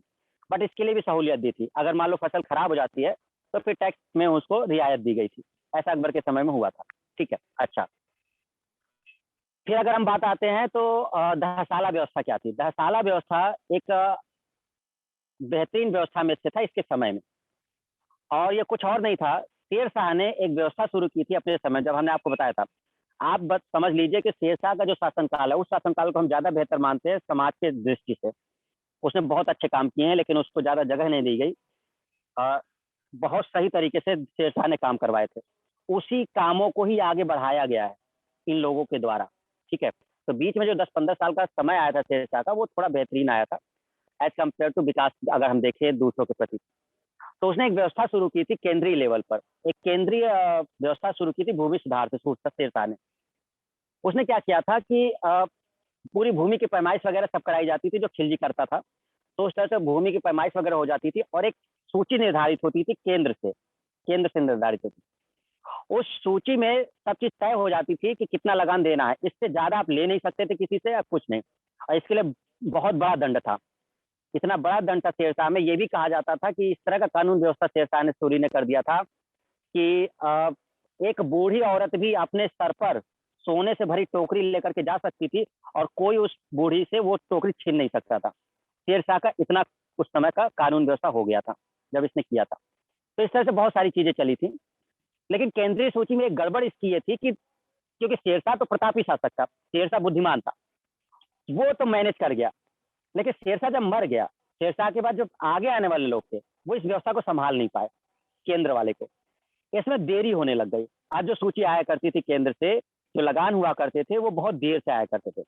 दिक्कत और एक और थी, ये जो व्यवस्था थी ये ज्यादातर उस आधार पर थी जो दिल्ली के आसपास के क्षेत्र था, और दिल्ली के आसपास का क्षेत्र बहुत विकसित क्षेत्र था। तो गांव तक पहुंचते पहुंचते ये लगान बड़ा हो जाता था, गांव वालों को ये ज्यादा लगता था। क्यों लगेगा भाई, लगान केंद्रीय हिसाब से तय हो जाता था, दिल्ली के आसपास के क्षेत्र से। अब गाँव की पैदावार कैसी है, गाँव पे कैसे हैं, ऑब्वियस सी बात वहाँ कम होगा, तो इससे किसानों को थोड़ा नुकसान होता था। तो किसान थोड़े से इसमें प्रॉब्लम में थे। इस चीज़ को अकबर ने थोड़ा देखा, बस इसी को उसने सुधारा, इसी चीज़ को उसने सुधारा और केंद्रीय व्यवस्था से न करके उसने एक व्यवस्था चलवाई, दहसाला व्यवस्था। दहसाला व्यवस्था क्या थी? इसमें 10 साल का होता है, दहसाला मतलब 10 साल, दहसाला मतलब 10 साल।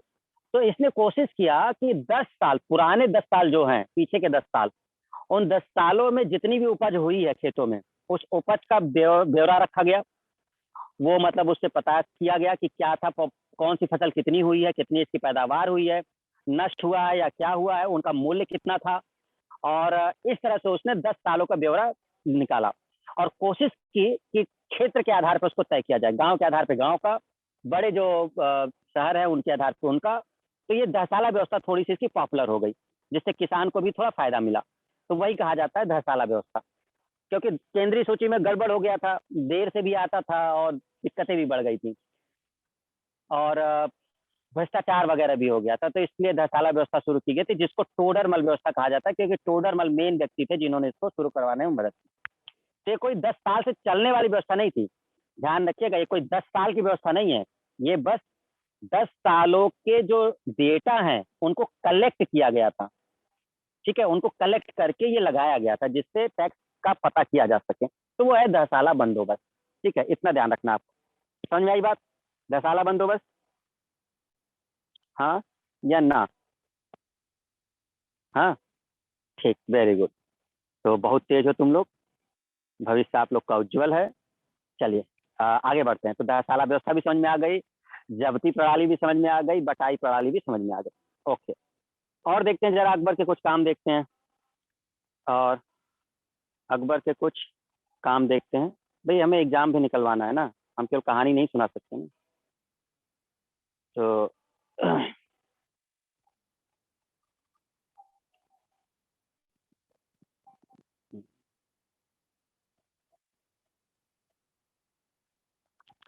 अब जरा देखिए, प्रमुख निर्माण अकबर के, आगरे का किले का निर्माण, ये तो मेन है ही है, ठीक है, आगरे का किला इंपॉर्टेंट है। इलाहाबाद का किला जो आप देखते हैं प्रयागराज में, ठीक है, वो अकबर के द्वारा ही बनवाया गया है ना। लाहौर का किला, फतेहपुर सीकरी नगर, आपको हमने बता ही दिया था कि फतेहपुर सीकरी नगर बसाया था, और जहाँ पे बुलंद दरवाजा है ना, याद रखिएगा, ये बहुत इंपॉर्टेंट क्वेश्चन है। दीवाने खास बनवाया है, पंचमहल बनवाया है, दिल्ली में हुमायूं का मकबरा भी बनवाया था इसने अकबर ने एक बार, और जोधाबाई का महल भी बनवाया। ये ऐसे कहा जाता है, ठीक है, इस तरह से कहानी आती है, ये रखना ही होगा। अच्छा, ये जरूर ध्यान रखना, अगर एग्जाम देना है ना स्टूडेंट, तो कोई मतलब अगर देखना है तो इसमें ये जरूर याद रखना कि बनवाया किसने क्या है, बड़ा इसमें कंफ्यूजन रहता है ना। तो ये सब चीजें याद रख लेना कि आगरे का किला और ये सब, और इलाहाबाद का किला, लाहौर का किला और ये सब, ठीक है। बट हम एक्चुअल पढ़ते नहीं, बनवाया बनवाया कुछ नहीं है इन लोगों ने, है जी, बनवाया बनवाया कुछ नहीं असलियत हम बता दें, लेकिन क्योंकि हमको पढ़ना है इसलिए हम आपसे कह रहे हैं, है ना, सब तोड़ के बनवाया गया है, सब चीजें वहाँ पहले से थी। अरे यार, आप लोग ऐसे समझो ना, ये जो किले जीते हैं इन लोगों ने, किले बहुत पहले बनवाए जा चुके थे। आप जो किले देख रहे हो ना, जो रणथंभौर, कुंभलगढ़ का किला, ये जो मेवाड़ के राजा हुए थे, इन लोगों ने किले बनवाए थे, बहुत बड़े बड़े किले, इनको जीता गया है। तो आप एक बात हमें बताओ, तालिबान जो अभी अफगानिस्तान में गया है, अभी गया है ना, जो राष्ट्रपति भवन में बैठा है बढ़िया आराम से, आगे चल के 50 साल के बाद कुछ लोग कहेंगे कि तालिबान ने क्या किया है, अफगानिस्तान में बहुत बड़ी बड़ी मीनारें बनवाई, अगर इसका शासन रह गया तो देखिएगा, हो सकता है आप चाहे आगे में थोड़ी यही कहेगी कि तालिबान ये था, अगर इनका शासन रह गया तो बहुत बढ़िया बढ़िया किया है, ये ऐसे होगा, क्यों करेंगे कुछ नहीं, उसी में थोड़ा सा होगा जो भी होगा, बाकी हम इस चीज में नहीं पढ़ते। तो आगे है जो हमें एग्जाम निकालना है, तो आपको याद रखना है, ठीक है, कि आगरे का किला किसने बनवाया, उन्होंने बनवाया। फिर उसके बाद इलाहाबाद का किला किसने बनवाया, अकबर ने बनवाया। फतेहपुर सीकरी नगर की स्थापना किसने की, तो अकबर ने की। बुलंद दरवाजा कहाँ पर है, फतेहपुर सीकरी में है ना, और इस तरह से चीजें हैं। अच्छा, हाँ, एक चीज मानते हैं जो मुगल शासकों ने बहुत करा, मकबरा बहुत बनवाया है, ठीक है, इसमें बहुत माहिर थे लोग। मकबरा की शैली हम मानते हैं कि ये केवल वहीं की शैली है, ये हिंदू लोग नहीं बनवा पाएंगे शासक, तो ये सब वहाँ का था मकबरा शैली, तो ये सब वहाँ का बनता था। अच्छा, एक दूसरी संस्था वहाँ की अपोज करने के लिए खड़ी हुई है। अरे सब राजनीति है यार, हम नहीं कर रहे, वो छोड़ दो सब। ये तुम लोग अभी समझ ही नहीं पाओगे, अगर हम समझाना भी चाहेंगे तो तुम लोग अभी समझ ही नहीं पाओगे चीज को। ये बहुत बड़ी राजनीति है, बहुत बड़ी राजनीति, इसमें देश शामिल है, इसमें कई देश शामिल है इस चीज में, सत्ता परिवर्तन में, ठीक है ना। तो इसमें बहुत बड़ा पीछे का चल रहा है। अरे इतना आसान नहीं था, सारे हथियार छोड़ के अमेरिका चला गया, तोपों पे अधिकार तालिबान का हो गया। मतलब जब आप देश छोड़ के जा रहे हैं, आपने सब छोड़ दिया, आपके बख्तरबंद गाड़ियां उनके हाथ में आ चुकी हैं, लैंड माइन्स को नष्ट करने वाले हथियार उनके पास आ चुके हैं, मेन मेन तोपें उनके पास आ चुकी हैं, जितने भी हथियार उनके अमेरिका के हैं। ये छोटी मोटी चीज नहीं, अभी समझ ही नहीं पाओगे तुम लोग, अभी समझने में बहुत समय लगेगा अभी आगे चल करके, ठीक है। तो हम इस चीज को अभी पढ़ नहीं रहे इस चीज में, ठीक है। तो अच्छा, अब हम लोग इसमें आगे देखते हैं कि जब अकबर का ये सब चीजें चल रहा है कि प्रशासनिक सुधार हो गया, है ना, प्रशासनिक सुधार हो गया, भूमि सुधार हो गया, और ये सब चल रहा है। फिर उसके बाद हमने देखा नवरत्न देख लिए इनके, इनके जो युद्ध वगैरह थे वो हमने देख लिए, है ना, और मेन मेन डेट देख ली हमने। अब आपका काम केवल याद करना है स्टूडेंट, केवल आपको इसको अब क्रम से याद करना है, क्योंकि देखो अकबर से क्वेश्चन आएगा ही आएगा, या आप कंफर्म हो अकबर से क्वेश्चन आना ही आना है। तो अब अकबर से अगर एक क्वेश्चन आएगा तो वही है भाई, हमारी शिक्षा व्यवस्था ऐसी है कि वो क्वेश्चन आएगा ही, ठीक है। इस तरह से इतिहास को बनाया गया है, तो क्वेश्चन पूछेगा ही पूछेगा। तो अकबर वाला जो पोर्शन है वो आपको तैयार करना ही करना है, ठीक है। कंप्लीट बात समझ में आई सबको जितनी बताए? तो जो नोट्स है उसको रखिएगा, और जितने नोट्स हम देते हैं उसको रख लो, पढ़ लो, क्वेश्चन इसके बाहर आपको नहीं जाना। हाँ, अब आते हैं कुछ दूसरी बातों पर। जैसे तालिबान वाला, जो तालिबान वाला कोई बताया है ना, असल में आप जब बहुत ज्यादा कुछ इधर उधर की बातें करनी हो तो हमसे पूछ लेना, हम बता देंगे एग्जाम से अगर अलग चाहिए तो, है ना। बट हम सोचते हैं कि आप टीचर के पद पे हैं तो थोड़ा उस तरह से न जाए। दो किताबें हैं, अगर आपको पूरी स्थिति पढ़नी है, हम दोनों पढ़ चुके हैं, अब दो किताबें हैं, हम आपको बता देंगे, पढ़ना और पढ़ लीजिएगा, आपको एक्चुअल कंडीशन पता चल जाएगी, ठीक है। एक किताब है रजाकार, किताब एक रजाकार, बताएंगे आधुनिक भारत में, बताएंगे रजाकार कौन थे। रजाकार एक किताब, एक है मोपला, मोपला केरल में हुआ था, मोपला विद्रोह 1921 में, जब गांधी जी ने खिलाफत आंदोलन किया था, ठीक है। तालिबान को समझना है ना, इन दो किताबों को पढ़ लो, ये भारत में ही थे, जो तालिबान आपको अफगानिस्तान में दिख रहा है ये भारत में ही थे। रजाकार के बारे में समझ लीजिएगा, ये पूरा रूप वही है उसका, एकदम वही था। ये शुक्र मनाइए सरदार वल्लभ भाई पटेल का कि जिन्होंने हैदराबाद को मिला लिया। आज अगर हैदराबाद नहीं शामिल होता ना, तो ये तालिबान जो दिख रहा है ये संगठन आपको यहाँ दिखता हैदराबाद में, जो रजाकार थे, ये सरदार वल्लभ भाई को श्रेय जाता है इस चीज का, है ना। नहीं तो और कोई कर नहीं पाता इन चीजों को। किताबें हैं, कभी मौका मिलेगा तो हम दे देंगे, आप पढ़ लीजिएगा। रजाकार, एक रजाकार है और एक है मोपला, एक्चुअल कंडीशन समझ आएगी। और फिर पता चलेगा कि महात्मा गांधी ने जब खिलाफत आंदोलन को सपोर्ट कर दिया था ना तुर्की में, तो कितनी बड़ी गलती थी इनकी 1921 में। बहुत अच्छा काम किए थे, नो डाउट राष्ट्रपिता है, लेकिन जब इन्होंने खिलाफत आंदोलन किया था, इनको आगे के 20 साल का नहीं पता था महात्मा गांधी को कि आगे चल के 20 साल में होगा क्या। 1921 में तो सपोर्ट कर दिया इन्होंने, तुर्की में जब हुआ था, तुर्की में गड़बड़ हो रही थी वहां के बादशाह के लिए, और हिंदुस्तान में खिलाफत आंदोलन चल रहा था, महात्मा गांधी ने सपोर्ट करा दिया। जो कत्लेआम मचा था पूरे देश में कि आप उसका अंदाजा नहीं लगा सकते खिलाफत आंदोलन में। और केरल में जो पूरा का पूरा एक उजाड़ दिया गया था। ये आधुनिक भारत का इतिहास है ये। चलिए आगे होगा, बट हम इन चीजों में नहीं पढ़ते क्योंकि ये सब आपकी किताब में है नहीं। आपको केवल एक चीज पढ़नी है, खिलाफत आंदोलन कब हुआ था, 1921, खत्म। इसके अलावा कुछ नहीं पढ़ना, ये हमारे इतिहास की व्यवस्था है। सॉरी, खिलाफत कह रहे, हाँ उसी में जब मोपला विद्रोह हुआ था। तो आपको भी मोपला विद्रोह भी ज्यादा नहीं पढ़ाया जाता, मोपला विद्रोह में भी कुछ है। मोपला, चलिए हम नहीं पढ़ रहे, जब होगा तो हम बता देंगे। तो ये चीजें हैं आपकी, ठीक है। आगे पढ़ते हैं। तो अकबर का समझ में आ गया सबको, ओके। अच्छा, अगली बात अगर हम लोग करें तो थोड़ा सा बात हम लोग कर लेते हैं स्टूडेंट, महाराणा प्रताप की। आप तो कर ही सकते हैं भाई, महाराणा प्रताप की बात आप तो कर ही सकते हैं ना। अकबर का तो मेन में सब बता ही दिया, कंप्लीट हो गया। अब करते हैं महाराणा प्रताप की बात, थोड़ा सा बात कर लेते हैं, 5-6 मिनट बता देते हैं। हल्दी घाटी का युद्ध बता देते हैं आपको, ठीक है। तो हल्दी घाटी का जो युद्ध है, ये हल्दी घाटी का युद्ध हुआ है आपका 1576 में, ठीक है, 1576, 18 जून, जहां तक 18 जून या डेट हमको नहीं, लेकिन 1576 में हुआ, ठीक है। तो 1576 में हल्दी घाटी का युद्ध हुआ है। अच्छा, हल्दी घाटी का युद्ध से पहले कुछ समझ लीजिए, कुछ चीजें समझ लीजिए कि क्या है कंडीशन। मेवाड़ जो है, जो राजपूताना है राजस्थान का, मेवाड़, ये इसका इतिहास सौरभ सर महाराणा प्रताप के बारे में कभी बताइएगा। अरे कभी बताएं कि अभी बताएं?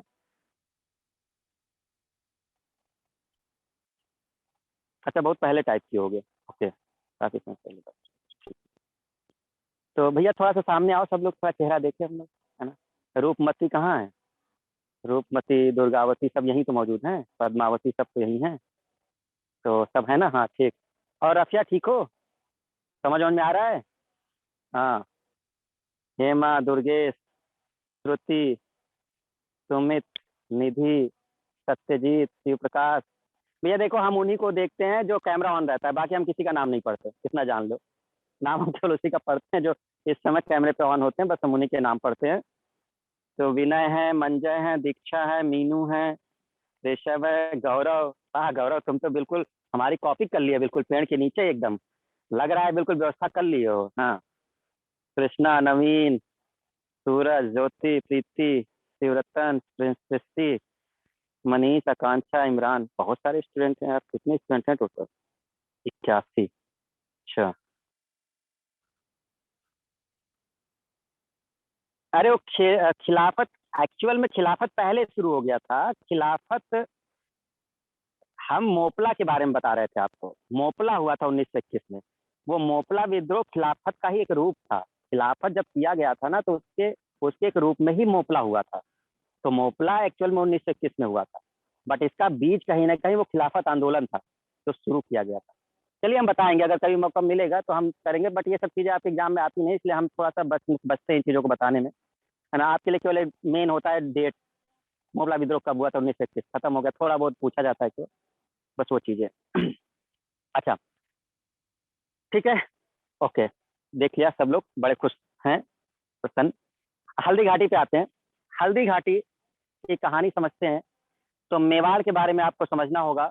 मेवाड़ जो है एक ऐसा राजपूताना का राज्य जिसने कभी भी अधीनता स्वीकार नहीं की मुगलों की।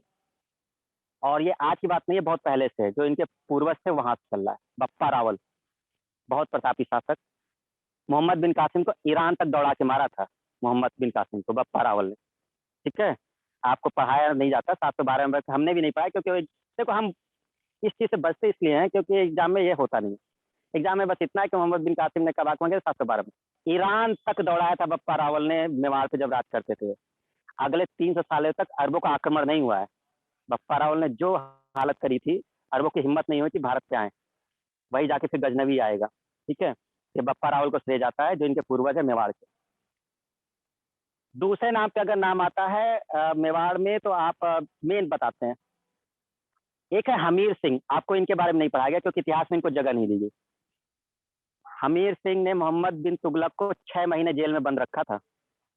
मुगल शासक मोहम्मद बिन तुगलक कैद में था, कैद में, दिल्ली सल्तनत का शासक हमीर सिंह के। नहीं बताया जाता, क्यों? क्योंकि मुगल सल्तनत को धक्का लगेगा, सॉरी दिल्ली सल्तनत को, ठीक है, दिल्ली सल्तनत बताया जाएगा, नहीं बताएगा। हमीर सिंह मेवाड़ के शासक। अगले आते हैं राणा कुंभा। अब हम क्या क्या बताएं, हम समझ नहीं पाते कि हम बताएं क्या क्या आपको, ठीक है। तो राणा कुंभा बहुत प्रतापी शासक मेवाड़ के। अगले हैं राणा सांगा, जो आपने देखा था। इब्राहिम लोदी को खतौली के युद्ध में इतनी बुरी तरह से मारा था, जब बाबर से पहले, बाबर का जो युद्ध हुआ है पानीपत का, उससे पहले खतौली के युद्ध में राणा सांगा ने इब्राहिम लोदी को भगा भगा के मारा था। सरेंडर हो गया था इब्राहिम लोदी, ठीक है, जो दिल्ली सल्तनत का शासक बनता था। तो राणा सांगा थे। बट खतौली के युद्ध को भी उतना इंपॉर्टेंस नहीं दी गई। वो पानीपत के युद्ध को दे दिया गया बाबर वाले को, हमको बाबर पढ़ाया गया, और खतौली के युद्ध को खत्म कर दिया गया। अच्छा, फिर आते हैं आगे चल करके, फिर होते हैं राणा उदय सिंह। राणा एक पदवी है, राणा समझिएगा कि सबके आगे राणा लगता है। राजस्थान में क्या होता था कि जिस राज्य का कोई शासक मेन होता था उसको राणा एक पदवी दी जाती थी। तो राणा कोई नाम नहीं है, राणा एक पदवी है। जैसे आप समझिए सबके आगे राणा लगा हुआ है, राणा रतन सिंह, राणा सांगा, राणा कुंभा, राणा उदय सिंह, महाराणा प्रताप। ये राणा एक पदवी है जो उन लोग को दिया जाता था। ठीक है ना। अच्छा,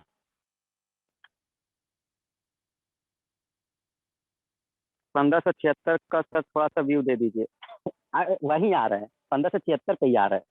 ठीक है, तो पहले समझ तो लो। तो अब जो ये हुआ, तो इतनी सारी कहानी चल रही थी। उदय सिंह वाली कहानी हमने आपको बताई दी थी। ठीक है, उदय सिंह वाला भी कंप्लीट हो गया था आपका, और उदय सिंह के पुत्र हैं आपके महाराणा प्रताप। ठीक है। अच्छा, अब महाराणा प्रताप पे आते हैं। क्या हुआ कि उदय सिंह के बड़े बेटे थे महाराणा प्रताप, बड़े बेटे हैं, और इनका एक भाई है महाराणा प्रताप का, शक्ति सिंह। शक्ति सिंह, ठीक है। जगमल है, एक जगमल भी है। जगमल उदय सिंह का बेटा। उदय सिंह ने भी बहुत सारी शादियां की हैं, नो डाउट।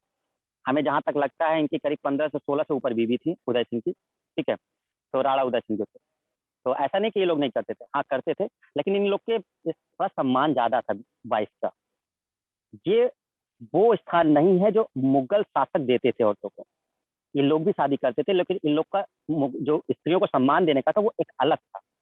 तो वो उनको सम्मान भी देते थे, एक अलग पॉइंट था। ठीक है। अच्छा, राणा उदय सिंह की एक बहुत मतलब प्रिय पत्नी कह लो, उससे एक बेटा था जगमल। जगमल, तो एक्चुअल में बैठना था महाराणा प्रताप को, लेकिन बैठाया गया जगमल को, उस पत्नी के कहने पर, जो उनकी वाइफ थी उदय सिंह की। ये इनकी गलती थी, बट क्योंकि वो उनको मानते बहुत थे, ये बहुत थी उनकी पत्नी, तो उसका मानना पड़ा और जगमल को बैठा दिया गया गद्दी पर मेवाड़ से। ये बहुत बड़ी भूल थी। जगमल बहुत ही अयोग्य शासक, विलासी, जो प्रजा का ध्यान नहीं देता था। और जगमल कुछ समय बाद जाके अकबर से मिल जाएगा। ठीक है। एक दूसरा व्यक्ति शक्ति सिंह, जो महाराणा प्रताप का भाई है, शक्ति सिंह भी अकबर से मिल जाएगा। ठीक है। एक अकेले महाराणा प्रताप का नाम ऐसे ही नहीं है, पूरा राजपुताना में केवल एक ऐसा व्यक्ति था जो लड़ता रहा लास्ट तक, महाराणा प्रताप। कोई साथ नहीं दिया है, कोई भी। उसके भाई नहीं साथ दिए, इतने लोग थे, सब कुछ। तो इसलिए महाराणा प्रताप का नाम। ठीक है। अच्छा, चले कोई बात नहीं हुई, सब कुछ ठीक रहा। चित्तौड़, दो तीन नाम मेन है, एक कुंभलगढ़, कुंभलगढ़, एक उदयपुर, और एक चित्तौड़। उदयपुर इसलिए क्योंकि ये उदय सिंह के नाम पर, उदय सिंह ने खुद ही बसाया है। उदय सिंह, राजा उदय सिंह ने बसाया था उदयपुर। जो आज का उदयपुर है वो उदय सिंह ने बसाया था, जो महाराणा प्रताप के पिता हैं। तो मेन मेन चीजें बनाई जा चुकी हैं। मुगल शासक आके केवल उस पर अधिकार करेंगे, बनाएंगे कुछ नहीं। अब अगर कुछ नया बनाने वाले हैं तो उसको तोड़ के बनाएंगे, ध्यान रखिएगा। ये सब चीजें बनाई जा चुकी हैं, तो ये सब चीजें बन चुकी हैं, पूरा शहर व्यवस्थित किया जा चुका है। तालाब बनवाए जा चुके हैं, उसके जो मेन मेन मंदिर है वो बनवाए जा चुके हैं, किले बनवाए जा चुके हैं। ठीक है, तो ये सब चीजें हो चुकी हैं।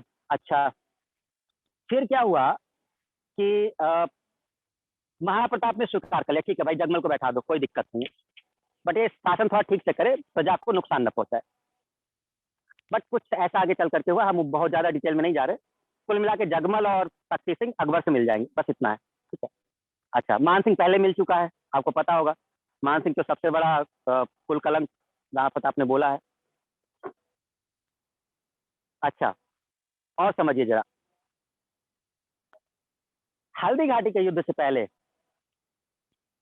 सारे राजपुताना में लगभग कोई ऐसा नहीं बचा जो इसने अधीनता स्वीकार न कर ली हो अकबर की। सबने मिला। मेवाड़ एक क्षेत्र है, एक बहुत बड़ा क्षेत्र है, उसके अंदर चित्तौड़ है। मेवाड़ के अंदर चित्तौड़ है। ठीक है, और मेवाड़ के अंदर है कुंभलगढ़ और ये सब। तो मेवाड़ बड़ा क्षेत्र है, मेवाड़ के अंदर चित्तौड़ है। ठीक है, ये ध्यान रखिएगा, क्योंकि इसमें कंफ्यूजन हो जाता है लोगों को।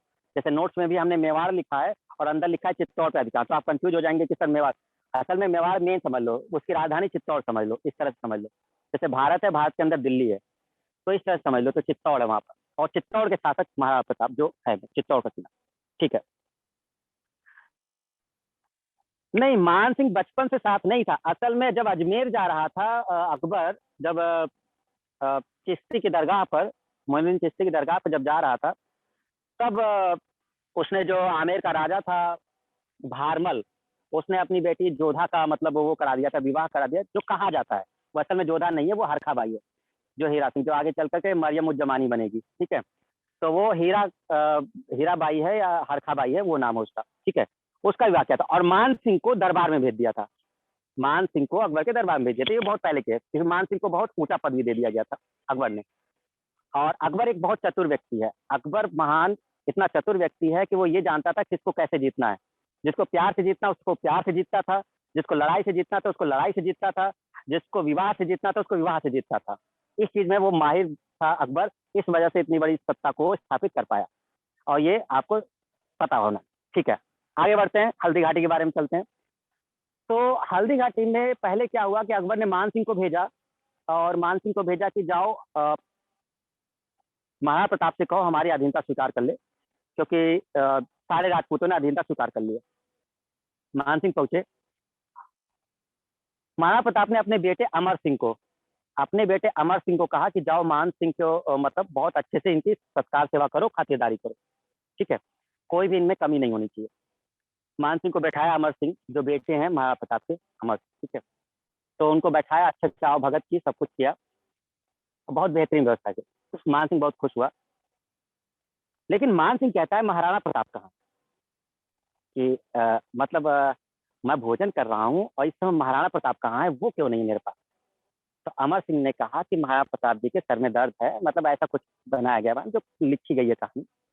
तो वो खैर मिलना ही नहीं चाहते थे, वो दर्द वर्द तो एक अलग बात है, मिलना ही नहीं चाहते थे, तो वो ऐसा कुछ था। मान सिंह बहुत क्रोधित हुआ, बहुत ज्यादा गुस्से में। मतलब महाराणा प्रताप की इतनी हिम्मत हो गई कि मतलब वो अकबर की शासन से टकराने की हिम्मत वो कर रहा है। तो उसने कहा कि जब तक महाराणा प्रताप नहीं आएंगे तब तक मैं भोजन नहीं करूंगा। तो महाराणा प्रताप से फिर संदेश भिजवाया कि मैं एक कुल कलंक और कुल द्रोही के साथ बैठ के भोजन नहीं कर सकता। तुम यहाँ पे बस इसलिए बैठे हो क्योंकि तुम एक राजपूत हो। बस इतना समझ लो कि तुम केवल यहाँ पर इस वजह से बैठ गए हो कि क्योंकि तुम एक राजपूत हो, इस वजह से तुम यहाँ बैठे हुए, नहीं तो तुमको यहाँ बैठने की भी आज्ञा नहीं होती, ठीक है। और अब तुम क्योंकि मुगलों के साथ मिल चुके हो, इस तरह से एक सब तुर्क वगैरह यूज किया गया था, क्योंकि ये लोग तुर्क ही थे जो मुगल आए थे, तो धोखा मंगोल। तो महाराणा प्रताप ने इस तरह से वो चीजें की। और कहा जाता है कि बस बोला था इस तरह से, बाकी सम्मान वम्मान सब किया था। अब जब मानसिंह इस चीज पर उतारू ही हो गया था तो क्या करते। तो कोई सैनिक आया नहीं, फिर मानसिंह वगैरह, मानसिंह कहता है कि फिर हम आपको युद्ध में देखेंगे और आपको ये सबसे बड़ी भूल होगी कि अगर आपने ऐसा किया है तो। महाराणा प्रताप को कहा मानसिंह ने। तो एक कोई सैनिक था महाराणा प्रताप का, महाराणा प्रताप ने नहीं बोला, सैनिक ने बोला।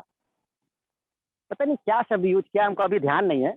उस सैनिक ने मान सिंह को कहा कि तुम, और अकबर के लिए कोई शब्द यूज किया था कि अजीब तरह का कुछ ऐसा शब्द यूज किया था जो उसको बहुत बुरा टाइप का शब्द यूज किया था मान सिंह के साथ। और ऐसा कहा कि तुम भी आ जाना और तुम्हारे वो जो शासक है उनको कुछ रिप्रेजेंट करके अकबर को, और उसको भी लेते आना, और हम लोग मिलेंगे युद्ध में। ये एक सैनिक ने बोला है महाराणा प्रताप के, महाराणा प्रताप ने नहीं बोला, उसके केवल सैनिक ने बोला है जो उस समय था वहां। मान सिंह को बड़ा धक्का मिला, मतलब एक सैनिक मतलब मुझसे ऐसा कर रहा है, मतलब पूरे भारत पे जिसका शासन चल रहा है और मैं अकबर का सबसे बड़ा सेनापति जो मेन अधिकारी, उसके साथ ऐसी चीजें। और फिर मान सिंह वहां से निकल जाता है, अकबर को जाता है, अकबर को बताता है। योद्धा अकबर में थोड़ा सा पार्ट ऐसा दिखाया गया, जरा सा केवल उसको, लेकिन घुमा फिरा के दिखाया गया, ठीक है। तो अब क्या होता है कि जब वो पहुंचता है वहां तो पता चलता है सब खुशी मना रहे। असल में इससे पहले क्या हुआ था, ये कहानी थोड़ी बड़ी है, इसके लिए एक लेक्चर चाहिए होता है। अब इसमें कोई 5-10 मिनट का नहीं है अब, ठीक है। लेकिन बट ध्यान रखना कि थोड़ी चीजें हो सकता है ये पेपर में ना आए। अब मान सिंह वगैरह अब एक होगा, अब ये कहानी थोड़े ना पेपर में आएगी, बस ये जानने वाली बात, क्योंकि इतिहास में जगह दी नहीं गई है, ठीक है। तो अब सबसे बड़ी बात यह है कि हुआ क्या कि मान सिंह ने एक सोलापुर जीता था, मतलब यहाँ जाने से पहले सोलापुर जीता था असल में। तो सोलापुर वगैरह जीता था, और नहीं बाद में सोलापुर जीता, पहले नहीं। कुल मिला के सोलापुर जीता था। जब वो पहुंचता अकबर के यहाँ तो अकबर लोग बड़े वो थे कि भैया कुछ ना कुछ संदेश लेके आएगा, ये ऐसा कुछ है। अकबर जब मान सिंह पहुंचता कहता है कि सुल्तान शहंशाह इसने तो हमारी बेइज्जती कर दी है, और केवल हमारी नहीं की है, आपकी भी की है, और राणा प्रताप ने नहीं की है, उसके एक छोटे सैनिक ने कर दी है। भाई साहब इतना बवाल हुआ उसके दरबार में, उनने कहा कि ये क्या मतलब।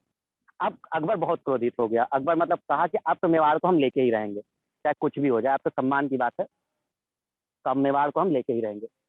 तो मान सिंह को एक बहुत बड़ी सेना दी गई। कहा ऐसा जाता है कि 80,000 की सेना थी, और महाराणा प्रताप के पास 3000 की सेना थी। 3000। हल्दी घाटी का जब युद्ध हुआ, 3000 की सेना महाराणा प्रताप के पास और 80,000 की सेना मानसिंह के पास। अब आप एक बात सोचिए हमें जरा, अकबर के बाद बहुत बड़े बड़े सेनापति थे, उसने मानसिंह को ही क्यों भेजा? महाराणा प्रताप से लड़ने के लिए मानसिंह को ही क्यों भेजा? अपना दिमाग लगाइए और बताइए। बहुत बड़े बड़े सेनापति हैं, एक से एक बड़े बड़े सेनापति उसके पास हैं, एक दो सेनापति नहीं, बहुत बड़े बड़े सेनापति। मानसिंह को ही क्यों भेजा? आप इस दिमाग को समझ नहीं पाएंगे अकबर के। इसको समझने के लिए आपको बहुत सारी चीजें सोचनी पड़ेंगी। एक तो ये राजरानी पहले परेशान हो जाती है, इसको पता नहीं कौन से कॉलेज जाना होता है, रोज एक तो मैसेज आ जाता है कॉलेज जाना है।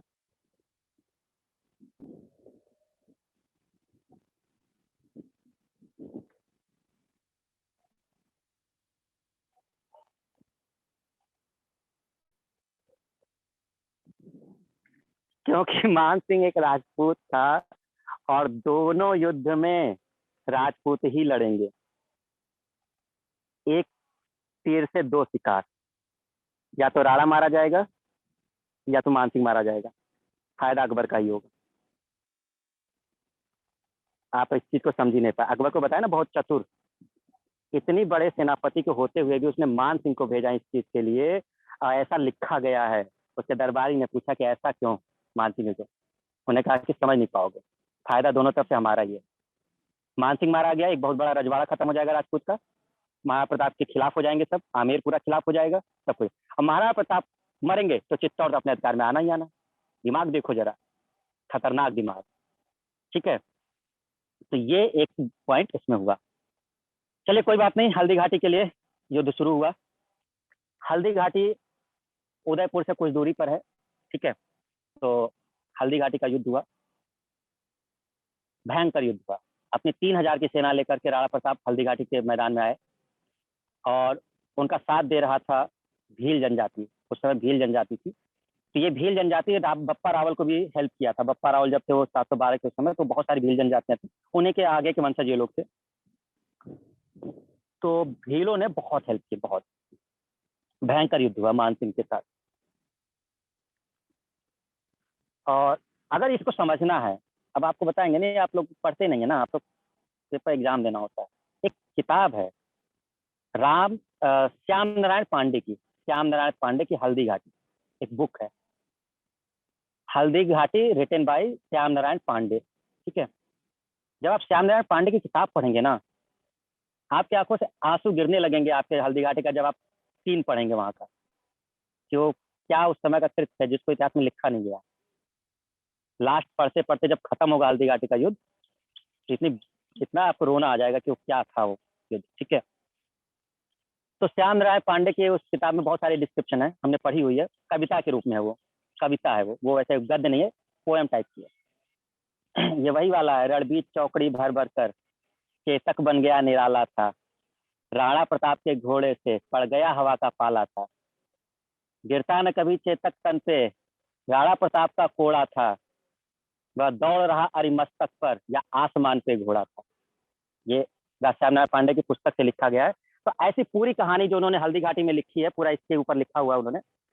तो युद्ध होता है, चलिए बहुत सारी वो चीजें होती है, युद्ध भयंकर युद्ध होता है मान सिंह के साथ, और ये सब त्राहिमाम मस्ती है।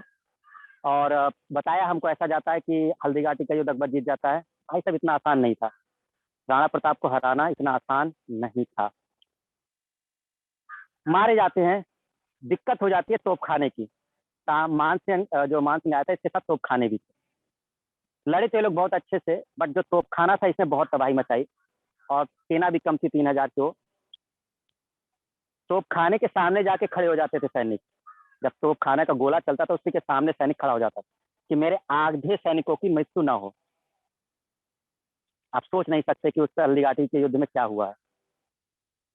अपने आधे सैनिकों को बचाने के लिए एक एक सैनिक तोप के गोले के सामने खड़ा हो जाता था और जाकर के मर जाता था कि उसके सैनिक बच जाए। और इस 3000 की सेना ने भयंकर तबाही मचाई मान सिंह के, उसमें बहुत बुरी हालत कर दी, इतने लोग को मारा गया। एक कंडीशन ऐसी आ गई, जब हार के कगार पे पहुंच गए मान सिंह लोग, तब एक चाल चली गई, और पीछे से किसी सरदार ने बोला कि अकबर अपनी बड़ी सेना के साथ हमारे पीछे आ रहा है, और सेना उसकी भाग रही थी। और जब इतना सुना सेना ने कि भैया अकबर खुद आ रहा है अपने साथ लेकर के, अकबर को कुछ नहीं है, अकबर जाता होता नहीं था कहीं लड़ने, अपने सेनापति को भेजता, इससे डरपोक व्यक्ति कोई नहीं है, ठीक है, खुद उठता ही नहीं था। कुछ ही थे जहां पर वो जाता था। महाराणा प्रताप से लड़ने की तो हिम्मत ही नहीं हुई, महाराणा प्रताप से तो लड़ने की हिम्मत ही नहीं हुई, ठीक है। तो अकबर के ये चीज थी, मानसिंह वगैरह लड़ रहे हैं यहाँ पर और सब कुछ हुआ, यहाँ से पासा पलट गया। जब ये सब चीजें हुई तो वापस फिर से हुआ युद्ध, और राणा प्रताप के लगभग लगभग बहुत सारे सैनिक मारे गए, लगभग बहुत बहुत बड़ी तबाही हुई, सबको मार दिया गया। और सर महाराणा प्रताप ने घोड़े सहित किसको काट दिया था? हाँ, मुगल ही था वो, उसको काट दिया था, तलवार से एक ही बार में काट दिया, ठीक है। ये क्वेश्चन बनता नहीं है, अरे किसको काट दिया था सब बनेगा नहीं, बस एक सुनना है, काट दिया था उनको। वो मानसिंह के साथी था, मानसिंह के साथी था, वो उसी सेना में था, ठीक है। तो जो मेन नाम आएंगे वो हम बता देंगे। अब जैसे राणा कुंजा है, अब कुछ मेन में नाम है जिनको याद रखना होगा। तो ये सब चीज हुआ। चलिए, चेतक घायल हो गया, दिक्कत एक हुई, चेतक घायल हो गया, इस युद्ध में चेतक घायल हो गया, पैर में उसके चोट आ गई, और महाराणा प्रताप को भी बहुत सारी चोटें आई, घायल हो गया। तो चेतक के घायल होने से एक दिक्कत बढ़ गई, क्या दिक्कत बढ़ गई कि अब चलेंगे कैसे, मतलब युद्ध, अब चेतक के अगर घाव वो है तो दिक्कत हो जाएगा। अब एक व्यक्ति है वीर झाला, अब इनका नाम याद कर लो, वीर झाला, इनको बहुत बड़ा श्रेय जाता है हल्दीघाटी के युद्ध में, वीर झाला को। वीर झाला जो है राणा प्रताप के पास पहुंचे और राणा प्रताप के मुकुट को उतारकर अपने सर पे रख लिया। महाराणा प्रताप, हल्दीघाटी युद्ध की बात हो रही है, महाराणा प्रताप के मुकुट को अपने सर पे रख लिया और महाराणा प्रताप से कहा कि राणा, अगर आप जिंदा रहेंगे, अगर आप जिंदा रहेंगे तो हम अकबर को फिर कभी हरा लेंगे, और आपको जिंदा रहना बहुत जरूरी है, और क्योंकि आपका चेतक भी घायल हो चुका है तो आपको यहाँ से निकलना ही बेहतर होगा। अब राणा प्रताप जाना नहीं चाहते थे, लेकिन अब उनको भी समझ में आ रहा था कि अगर यहाँ खत्म हो गए तो फिर आगे की लड़ाई बंद हो जाएगी, मेवाड़ जो है मुगलों के अधीन हो जाएगा, जो राणा प्रताप नहीं चाहते। वीर झाला ने मुकुट पहना और वीर झाला को सेनानायक बना और वीर झाला मैदान में उतर गए। राणा प्रताप अपने चेतक को लेकर के, जो घायल हो चुका था पूरा, वो मैदान से बाहर गए। अब इसको आप कह लीजिए कि वो भाग गए या जो समझ लीजिए, ठीक है, फिर आपके ऊपर है कि आप क्या समझते हैं। तो वो बाहर निकले अपने चेतक के साथ, और यहीं पर वो कहानी आती है राणा प्रताप चेतक की। रणबीर चौकड़ी भर भर कर चेतक बन गया निराला था, ये बहुत बहुत अच्छी है, ये उनकी किताब में है, श्यामनारायण पांडे की। और ये पूरी कहानी है इसी रूप में है, इसी तरह है। ये है रणबीर चौकड़ी भर भर का मतलब रण के बीच में दौड़ता हुआ, जब समझोगे तब क्लियर होगा, हमें समझा नहीं रहे अभी, तो बस इतना सा। तो इस तरह से वो जाता है, लेकिन एक नदी को पार करते हुए खाई वाई सब पार कर लेता है। नदी को पार करने के बाद चेतक घायल हो जाता है और चेतक के देहांत हो जाता है, लेकिन वो पार करा देता है नदी को, राणा प्रताप को बचा ले जाता है। तो राणा प्रताप को बचा लेता है, राणा दूर हो जाते हैं यहाँ से और वो बच जाते हैं। झाला मारा जाता है, झाला मारा जाता है, और हल्दी घाटी के युद्ध में भयंकर तबाही मचाई जाती है। लगभग राणा के चक्कर सब लोग मार दिए जाते हैं और चित्तौड़ पे अधिकार मुगलों का हो जाता है, इसमें कोई दो राय नहीं, अधिकार हो जाता है उनका। राणा बच जाते हैं, महाराणा प्रताप जंगलों में भटकते हैं। हल्दी घाटी के युद्ध के बाद कई दिन तक जंगलों में, और ध्यान रखिएगा राणा प्रताप की बेटी भी है साथ में, छोटी सी बेटा है। आपको अकबर महान बताया गया, हम तो इतने दंग रहते हैं कि एक साम्राज्य का शासक जंगलों में अपने छोटे से बच्ची को लेकर के, करुणा, और बेटे को लेकर के, अमर सिंह, जो भी लोग बेटे हैं उनके, और जंगल में भटक रहा है, घास की रोटी बना के खा रहे हैं ये लोग। बच्ची भूख से तड़प रही है तो वो कह रही है कि भोजन चाहिए, और घास की रोटी नसीब नहीं आ रही, और ऐसा कई सालों तक चला। जबकि राणा प्रताप भी मुगल की अधीनता स्वीकार करके एक राजशाही जीवन जी सकते थे, राजशाही जीवन। और जानते हैं कि अगर राणा प्रताप अधीनता स्वीकार कर लेते तो पूरा, मुझे लगता है, राजपुताना ही उन्हीं को दे दिया जाता, बट नहीं स्वीकार किया और उन्होंने जंगल में घूमना। ऐसा बहुत साल तक चला, साल क्या बहुत दिन तक चलता रहा। एक बच्चे का नाम आता है दद्दू नाम का एक बच्चा, ऐसा एक हिस्ट्री में एक नाम आता है जो हमारे इतिहासकार नहीं बताते। दद्दू नाम के एक बच्चे का आता है कि दद्दू रोटी लेके गया था महाराणा प्रताप के लिए, जब जंगल में वो रह रहे थे वो बेटा, तो वो 2 रोटी जब उसकी माँ ने दिया तो वह 2 रोटी लेकर राणा प्रताप के पास गया, राणा प्रताप की आंखों में आंसू आ गए कि मतलब वो कहता है कि राणा प्रताप ने खाया नहीं है, आप ये रोटी हमारी तरफ से ले लीजिए। इस तरह से चीजें थी। और करुणा जब रोती थी बच्ची उसकी, ये श्यामनाथ पांडे ने पूरा एक कविता में लगाया, तो इसका अर्थ हम बता रहे हैं कविता का, तो उसमें इन्होंने पूरा बताया हुआ। तो अब करुणा जब रोती थी तो इनका दिल पिघल जाता था इनका, ठीक है। अच्छा, फिर क्या हुआ कि एक संधि के लिए ऐसा कहा जाता है, श्यामनाथ पांडे ने अपने उसमें लिखा कि अपनी बेटी का इनको रुदन देखा नहीं गया, और ये एक पेपर लेकर के संधि के लिए लिखने के लिए तैयार हुए कि मैं अकबर को अब संधि लिखता हूँ क्योंकि मुझे अपने बच्चों का अब देखा नहीं जाता। रानी ने हाथ पकड़ लिया, जो उनकी महारानी थी राणा प्रताप। तो रानी ने हाथ पकड़ लिया और रानी ने कहा, आप अपनी बेटी को देख रहे हैं और ये जो चित्तौड़ और मेवाड़ की जो इतनी बेटियां हैं उनका क्या होगा। आप अंदाजा लगा रहे हैं कि उनका क्या होगा। आप अपनी एक करुणा बेटी के बचाने के लिए आप पूरे जौहर करवा देंगे चित्तौड़ में, और पूरा मेवाड़ खत्म हो जाएगा। महाराणा प्रताप कुछ दिन के लिए सन्न रह गए, फिर जब ऐसा कुछ हुआ उन्होंने नहीं लिखा। तभी एक मेन नाम आता है भामा शाह का, एक और नाम आता है, ध्यान रखिएगा भामा शाह। दो तीन नाम है, एक राणा पुंजा, एक आते वीर झाला। वीर झाला तो बहुत इंपॉर्टेंट है, वीर झाला की वजह से राणा प्रताप बचे थे और उसकी वजह से ये वापस गए हैं हल्दी घाटी के युद्ध के बाद। तो वीर झाला है एक, और भामा शाह ये शासक है, गुजरात के थे और उधर से वो आए वहां। इन्होंने इनको धन दिया, इतना धन दिया, इतना धन दिया राणा प्रताप को, क्योंकि धन नहीं था इनके पास, ये सेना खड़ा नहीं कर सकते थे, लेकिन लड़ने को तैयार थे राणा प्रताप। भामा शाह ने इनको धन दिया, राणा तुम अपनी सेना फिर से खड़ी करो, चित्तौड़ को और मेवाड़ को मुगलों से बचाओ। भामा शाह ने, राणा प्रताप ने उस पैसे से, भामा शाह का नाम याद रखना, दो तीन नाम बता रहे हैं, भले आप इतिहास किताब में नहीं पढ़ेंगे क्योंकि जो भी है, एक आपका वीर झाला है, एक राणा पुंजा है, वो मेन नाम एक अपना अलग है, एक भामा शाह। और राणा प्रताप की बाहें खिल गई, अब तो मेवाड़ तो जीत के ही रहूंगा चाहे कुछ भी हो जाए। उन्होंने एक सेना तैयार की, बड़ी सेना तैयार की भाई साहब। इसके बाद मुगलों की जो हालत हुई है, इसके बाद आपको पढ़ाया नहीं जाता। क्यों? क्योंकि इसके बाद आपको पढ़ाया ही नहीं जाएगा, क्योंकि आपको हल्दी घाटी के बाद खत्म कर दिया जाता। अब इसके बाद जो हालत होगी मुगल सल्तनत की, अकबर दूर दूर तक सामने नहीं आएगा, ठीक है। यहाँ से तैयार करते हैं महाराणा प्रताप और अपनी सेना तैयार करते हैं, और होता है दिवेर का युद्ध। पढ़िएगा दिवेर का युद्ध, दिवेर का युद्ध होता है, खतरनाक युद्ध दिवेर का। राणा प्रताप ने जो तबाही मचाई इस युद्ध में, सरेंडर हो गए सैनिक, आत्मसमर्पण, राणा हम आपकी अधीनता स्वीकार करते, मुगल सैनिक जो थे। दिवेर का युद्ध पढ़ लीजिएगा इसको, ठीक है। एक एक करके जितने किले मुगलों ने जीते थे, 32 किले महाराणा प्रताप ने अपने अधिकार में कर लिए। 32 किले, जिधर निकल जाते थे वो साफ हो जाता था, किला छोड़ के भाग जाते थे, केवल सुन करके राणा प्रताप आ रहे हैं। और पूरा कुंभलगढ़ से लेकर के उदयपुर से लेकर के पूरा क्षेत्र जितना था मेवाड़ का, राणा प्रताप ने अपने हाथों में ले लिया। एक कंडीशन ऐसी आई जब अकबर ने राणा प्रताप का पीछा करना छोड़ दिया, थक कर, कोई मतलब नहीं है राणा के पीछे जाना, ये मेरी बेवकूफ़ी है जो मैं राणा के पीछे जाऊँ। ये बात है 1585 की। 1585 के बाद राणा प्रताप के बारे में सोचना बंद कर दिया अकबर ने, जीत नहीं सकता मैं इनको, राणा प्रताप को, ठीक है। और यही कहानी उस समय की जब 1585 में लाहौर चला गया अकबर, राजधानी लाहौर कर दी है, आगरा से लाहौर, वही बता रहे थे 1585 की जो कहानी, ये उसी समय चले गए वहीं, नहीं रहना मुझे राणा के इधर।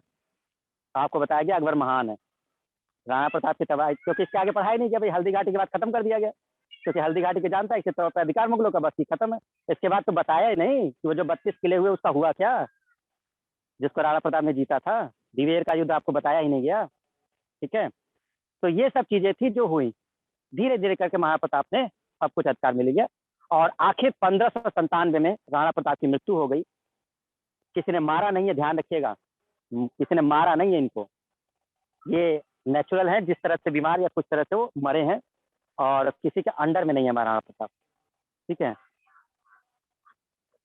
अच्छा, फिर उसके बाद 1597 में इनकी मृत्यु हो गई है, और ये जगह है वंडोली, पढ़ लीजिएगा, ये भी आपको शायद आज तक न पता हो। महाराणा प्रताप की समाधि जहाँ बनी है वंडोली।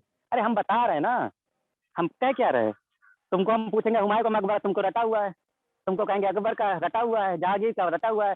हम कहेंगे महाराणा प्रताप ये कौन, ये कौन भाई, ये कौन व्यक्ति, महाराणा प्रताप कौन? अच्छा इनकी समाधि भी है क्या भारत में? अच्छा अच्छा अच्छा सर, आगे बताए आपकी इनकी समाधि भी कहीं बनी हुई है। चलो ठीक। तो ये बांडोली जगह पड़ती है, चांचड़ गांव का नाम है। तो चांचड़ गांव के पास आपका, चाचड़ गांव के पास बांडोली जगह पड़ती है, वहां समाधि है। ठीक है। अगर कोई भी कहानी जाननी हो, अगर आपको इच्छा हो हमसे पता करना, अपने एग्जाम से अलग हटकर किसी के भी बारे में लगभग, अगर इस दौरान का अगर कुछ पता करना हो, हम आपको बताएंगे कि उसमें क्या है और कौन क्या है। मान सिंह के बारे में समझ लो, मान सिंह को कौन मारा है? मान सिंह को जहांगीर मरवा देगा। ये जो इतने बड़े वो हैं अकबर के, वो मान सिंह को मरवाएगा जहांगीर। आगे चल करके बताएंगे जब वो उसका बेटा आएगा जहांगीर, और क्यों मरवाएगा ये भी बता देंगे, आगे बताएंगे। हल्दी घाटी क्लियर हुआ? ठीक। महान कौन, ये हम आप पे छोड़ते हैं, महाराणा प्रताप या अकबर। ठीक है, आप तय कर लीजिए महान कौन है। ठीक है, हमें इसमें पढ़ना ही नहीं है, ये आपके ऊपर है। बाकी जो कहानी है वो आपको समझ में आ गई होगी। ठीक है, सारे के सारे। तो समाधि स्थल याद कर लेना, ये शायद क्वेश्चन खैर पूछा ही नहीं गया आज तक, पता नहीं क्या हमारा हिस्ट्री है, क्वेश्चन ही नहीं पूछते हैं। सबके मकबरे रटवा दिए हैं, महाप्रताप के बारे में तो सही नहीं है। चलिए कोई बात नहीं। अच्छा, शक्ति सिंह भी बाद में शामिल हो गया था राज प्रताप का। चलो शक्ति सिंह की बुद्धि थोड़ी ठीक हो गई थी। अरे एक कहानी रुक गई, 2 मिनट और लेंगे बस, 2 मिनट स्टूडेंट, 2 मिनट केवल। ठीक है, क्योंकि कल हम कुछ और शुरू करेंगे, फिर 2 मिनट और सुन लो। महाराणा प्रताप की भतीजी है, इसके बारे में तो बताना भूल गए। खतरनाक भाई साहब, खतरनाक। किरण देवी महाराणा प्रताप की भतीजी है, शक्ति सिंह की बेटी है ये, जो महाराणा प्रताप का भाई है। भाई साहब, किरण देवी ने अकबर को मार दिया होता, जीवन दान दिया है किरण देवी ने अकबर को, आपको पता नहीं होगा। किरण देवी ने अकबर को जीवन दान दिया है, माफी मांगी है अकबर ने जी किरण देवी से, जान बख्श दो। आपको पता ही नहीं ये चीज। हुआ क्या बताते हैं आपको, ये कहानी क्या है। नवरोज का त्योहार चल रहा था, नवरोज का त्योहार, नवरोज जिसको बलबन ने शुरू किया था, आपको याद होगा, बलबन ने शुरू किया था नवरोज का त्योहार, नए वर्ष वाला, याद आया? बलबन ने शुरू किया था नवरोज का त्योहार। तो अकबर भी नवरोज मनवाता था, नवरोज का त्योहार और नए वर्ष से। और आपने एक नाम सुना होगा मीना बाजार का, सुना है मीना बाजार? तुम लोग भारत में हो कि नहीं, मतलब तुम यहीं इसी देश में रहते हो ना, मतलब क्या चाहते हो हम का कहें? मीना बाजार सुना है? तो जिन्होंने सुना है वेरी गुड, जिन्होंने नहीं सुना है वो भी वेरी गुड।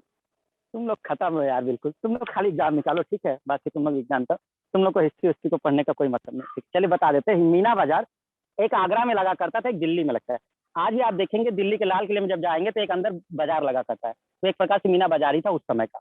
गए हो दिल्ली के लाल किले में? कभी जाने का मौका नहीं मिला? दिल्ली के लाल किले जब जाना, वहाँ एक बाजार लगता है। आज की कंडीशन तो बदल चुकी है, अब तो आज सब शोरूम वगैरह हैं। तो वो पहले वहाँ पे मीना बाजार लगा करता था दिल्ली के लाल किले में। और एक बाजार लगा करता था आगरे में भी, आगरे में भी मीना बाजार लगा करता था। जब ताजमहल देखने जाओगे ना, तो उसके पहले, ताजमहल में घुसने से पहले थोड़ी दूरी पर एक जगह बनी होगी, वहां मीना बाजार लगा करता था। कभी यार जाया करो, कभी देखा करो, कुछ समय निकाल के कभी, ठीक है, कुछ चीजों को जानो। मीना बाजार में केवल स्त्रियों को जाने का था, ये अकबर का सख्त आदेश था। आपको हम बताते हैं अकबर कितना महान है, ठीक है। अकबर ने कहा मीना बाजार केवल स्त्रियां जाएंगी, वो भी केवल शाही परिवार की स्त्रियां, राज दरबारियों की जो भी थे वो जाएंगी, ठीक है। ये ऐसा लगाता था, जो हरम में थी स्त्रियां वो सब खरीदारी वगैरह करेंगी, इन सब चीजों के लिए रहता था। पुरुषों को अलाउ नहीं था। पुरुषों में कौन जा सकता था? एक अकबर जा सकते थे उस मेले में, उस बाजार में, और कुछ कहाँ ऐसा जाता है, बट हमें जहां तक लगता है कि केवल अकबर ही था, और अकबर भी स्त्री का भेष बना के जाता था, पुरुष का नहीं, ठीक है। ये दूसरे इतिहासकारों ने बताया, तो कि कोई पहचान ना पाए। तो ऐसे नवरोज का त्योहार चल रहा था, नवरोज का त्योहार। और वो कई लोग उसको मीना बाजार कहते हैं, कई लोग नवरोज का त्योहार, और कई लोग कहते हैं कि मीना बाजार में ही नवरोज का त्योहार मनाया जाता था। जो भी कहानी हो, बट ये कहानी सही है कि वो एक नवरोज का त्योहार था जहाँ पे चल रहा था, ठीक है। वहां पर इनको एक स्त्री दिखाई दी, किरण देवी थी असल में, बहुत सुंदर राजपुतानी बिल्कुल। और अकबर का दिल आ गया उसके ऊपर। उसकी सुंदरता से अकबर इतना मोहित हुआ कि अकबर ने कहा कि अब ये मेरे हरम में होनी चाहिए, जो ये है ठीक किरण देवी। पता किया गया किरण देवी कौन है, पता चला ये तो पृथ्वीराज राठौड़ जो है उनकी पत्नी, उनसे शादी हो चुकी थी पृथ्वीराज राठौड़ से, और थी ये शक्ति सिंह की बेटी और महाराणा प्रताप की भतीजी। संदेश भिजवाया गया किरण देवी को राजमहल में भेजा जाए, और ये अकबर का आदेश था। किरण देवी कही ठीक कोई बात नहीं, किरण देवी गई। और श्याम नारायण पांडे की इतनी अच्छे से इसको डिस्क्रिप्शन किया है ना, आप इस कविता को जब पढ़ेंगे ना स्टूडेंट, मृग नयनी, मृग को सहलाती हुई वो अप्सरा, तेज सा मुख किरण देवी का। कभी आप पढ़िए इनकी कविता को, आपको आनंद आएगा कि क्या उस समय का रूप वर्णन किया है। पहुंचती है वहां, जैसे ही वहां जाती हैं अकबर खड़ा रहता है और कालीन पे था। किरण देवी ने, मतलब ऐसा कुछ हुआ तो अपना जो भी इच्छा थी जाहिर कर दी अकबर ने, भैया क्या है। किरण देवी ने कालीन खींची और वो लुढ़क गया अकबर, और किरण देवी ने अपने कमर से खंजर निकाला और अकबर के सीने पे चढ़ गए। कहते अब बताइए बादशाह, अब क्या करें। बादशाह अकबर, अब बताइए क्या करें। बादशाह अकबर अचानक से डर गए। ये पूरा हम नहीं कह रहे, श्याम नारायण पांडे की कविता में। और जब ये ऐसा कुछ हुआ तो अकबर ने माफी मांगी, हमको माफ कर दो, आज के बाद मैं किसी स्त्री पे बुरी दृष्टि नहीं डालूंगा। नवरोज का त्योहार बंद करवा दिया गया। इस बात के बाद नवरोज का त्योहार बंद करा दिया अकबर ने। ये हालत थी अकबर की। एक छत्राणी जो किरण देवी थी, जीवन दान दिया था।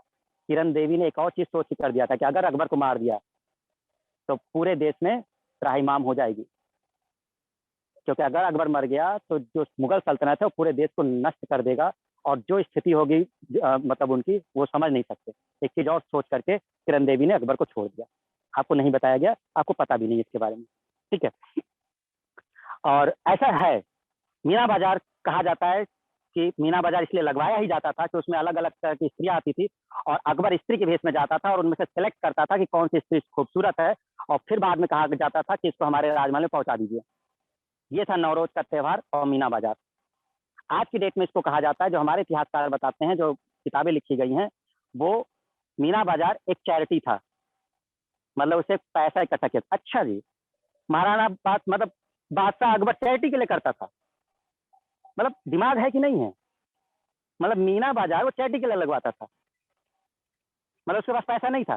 पूरे भारत का सल्तनत का सुल्तान एक तो चैरिटी के लिए एक मेला लगवाता था। गजब के इतिहासकार है हमारे, ऐसे हैं कि हम क्या बताएं।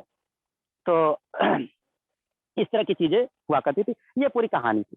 ये इतना ही नहीं है, बहुत लंबी कहानी है, हम सब बताना नहीं चाहते। बस इतना है कि जितना काम का है, आपका वो 5 पेज है जो हमने आपको शेयर किया है नोट्स में। हमारी बात समझे, काम का कितना है, वो 5 पेज जो अकबर का है, उसको पढ़ लीजिए, आपको एग्जाम में क्वेश्चन मिल जाएगा, और खुश रहिए, ठीक है। चलिए खत्म करते हैं, कहानी बहुत लंबी हो गई, बट हम करें क्या, अकबर आए थे तो अकबर के बारे में बताना जरूरी था, ठीक है। आगे मिलेंगे एक और अच्छे सुल्तान से, सब अच्छे सुल्तान है। पूरी कहानी हमसे समझिए, जहांगीर, शाहजहां, औरंगजेब सब बताएंगे, ठीक है, एक से एक सुल्तान। अभी तो ताजमहल की कहानी आने वाली है, अभी उनकी जो बहुत प्रिय पत्नी है, अभी तो कहानी बताएंगे ना आपको हम उनकी, जिनके याद में वो बनवाया गया है। ठीक है, चलिए कोई बात नहीं, खत्म करें। राजरानी, नहीं अब नहीं, ठीक है, अब ठीक है, तुम जाओ कॉलेज जाओ, अब तुम कॉलेज जाओ, ठीक है। ठीक है, अब क्या करें, कहानी बीच में रोक नहीं सकते थे ना। अब देखो ये कह रहे कि अब मत जाइए, अब और पढ़ाइए, हम समझ रहे हैं तुमको, नहीं अब तुम जाओ, ठीक है। ओके चलिए, थैंक यू एवरीवन, ठीक है, खत्म करते हैं आज का। तो अकबर कंप्लीट होता है, नेक्स्ट हम लोग जहांगीर पर देखेंगे, ठीक है, चलिए ओके।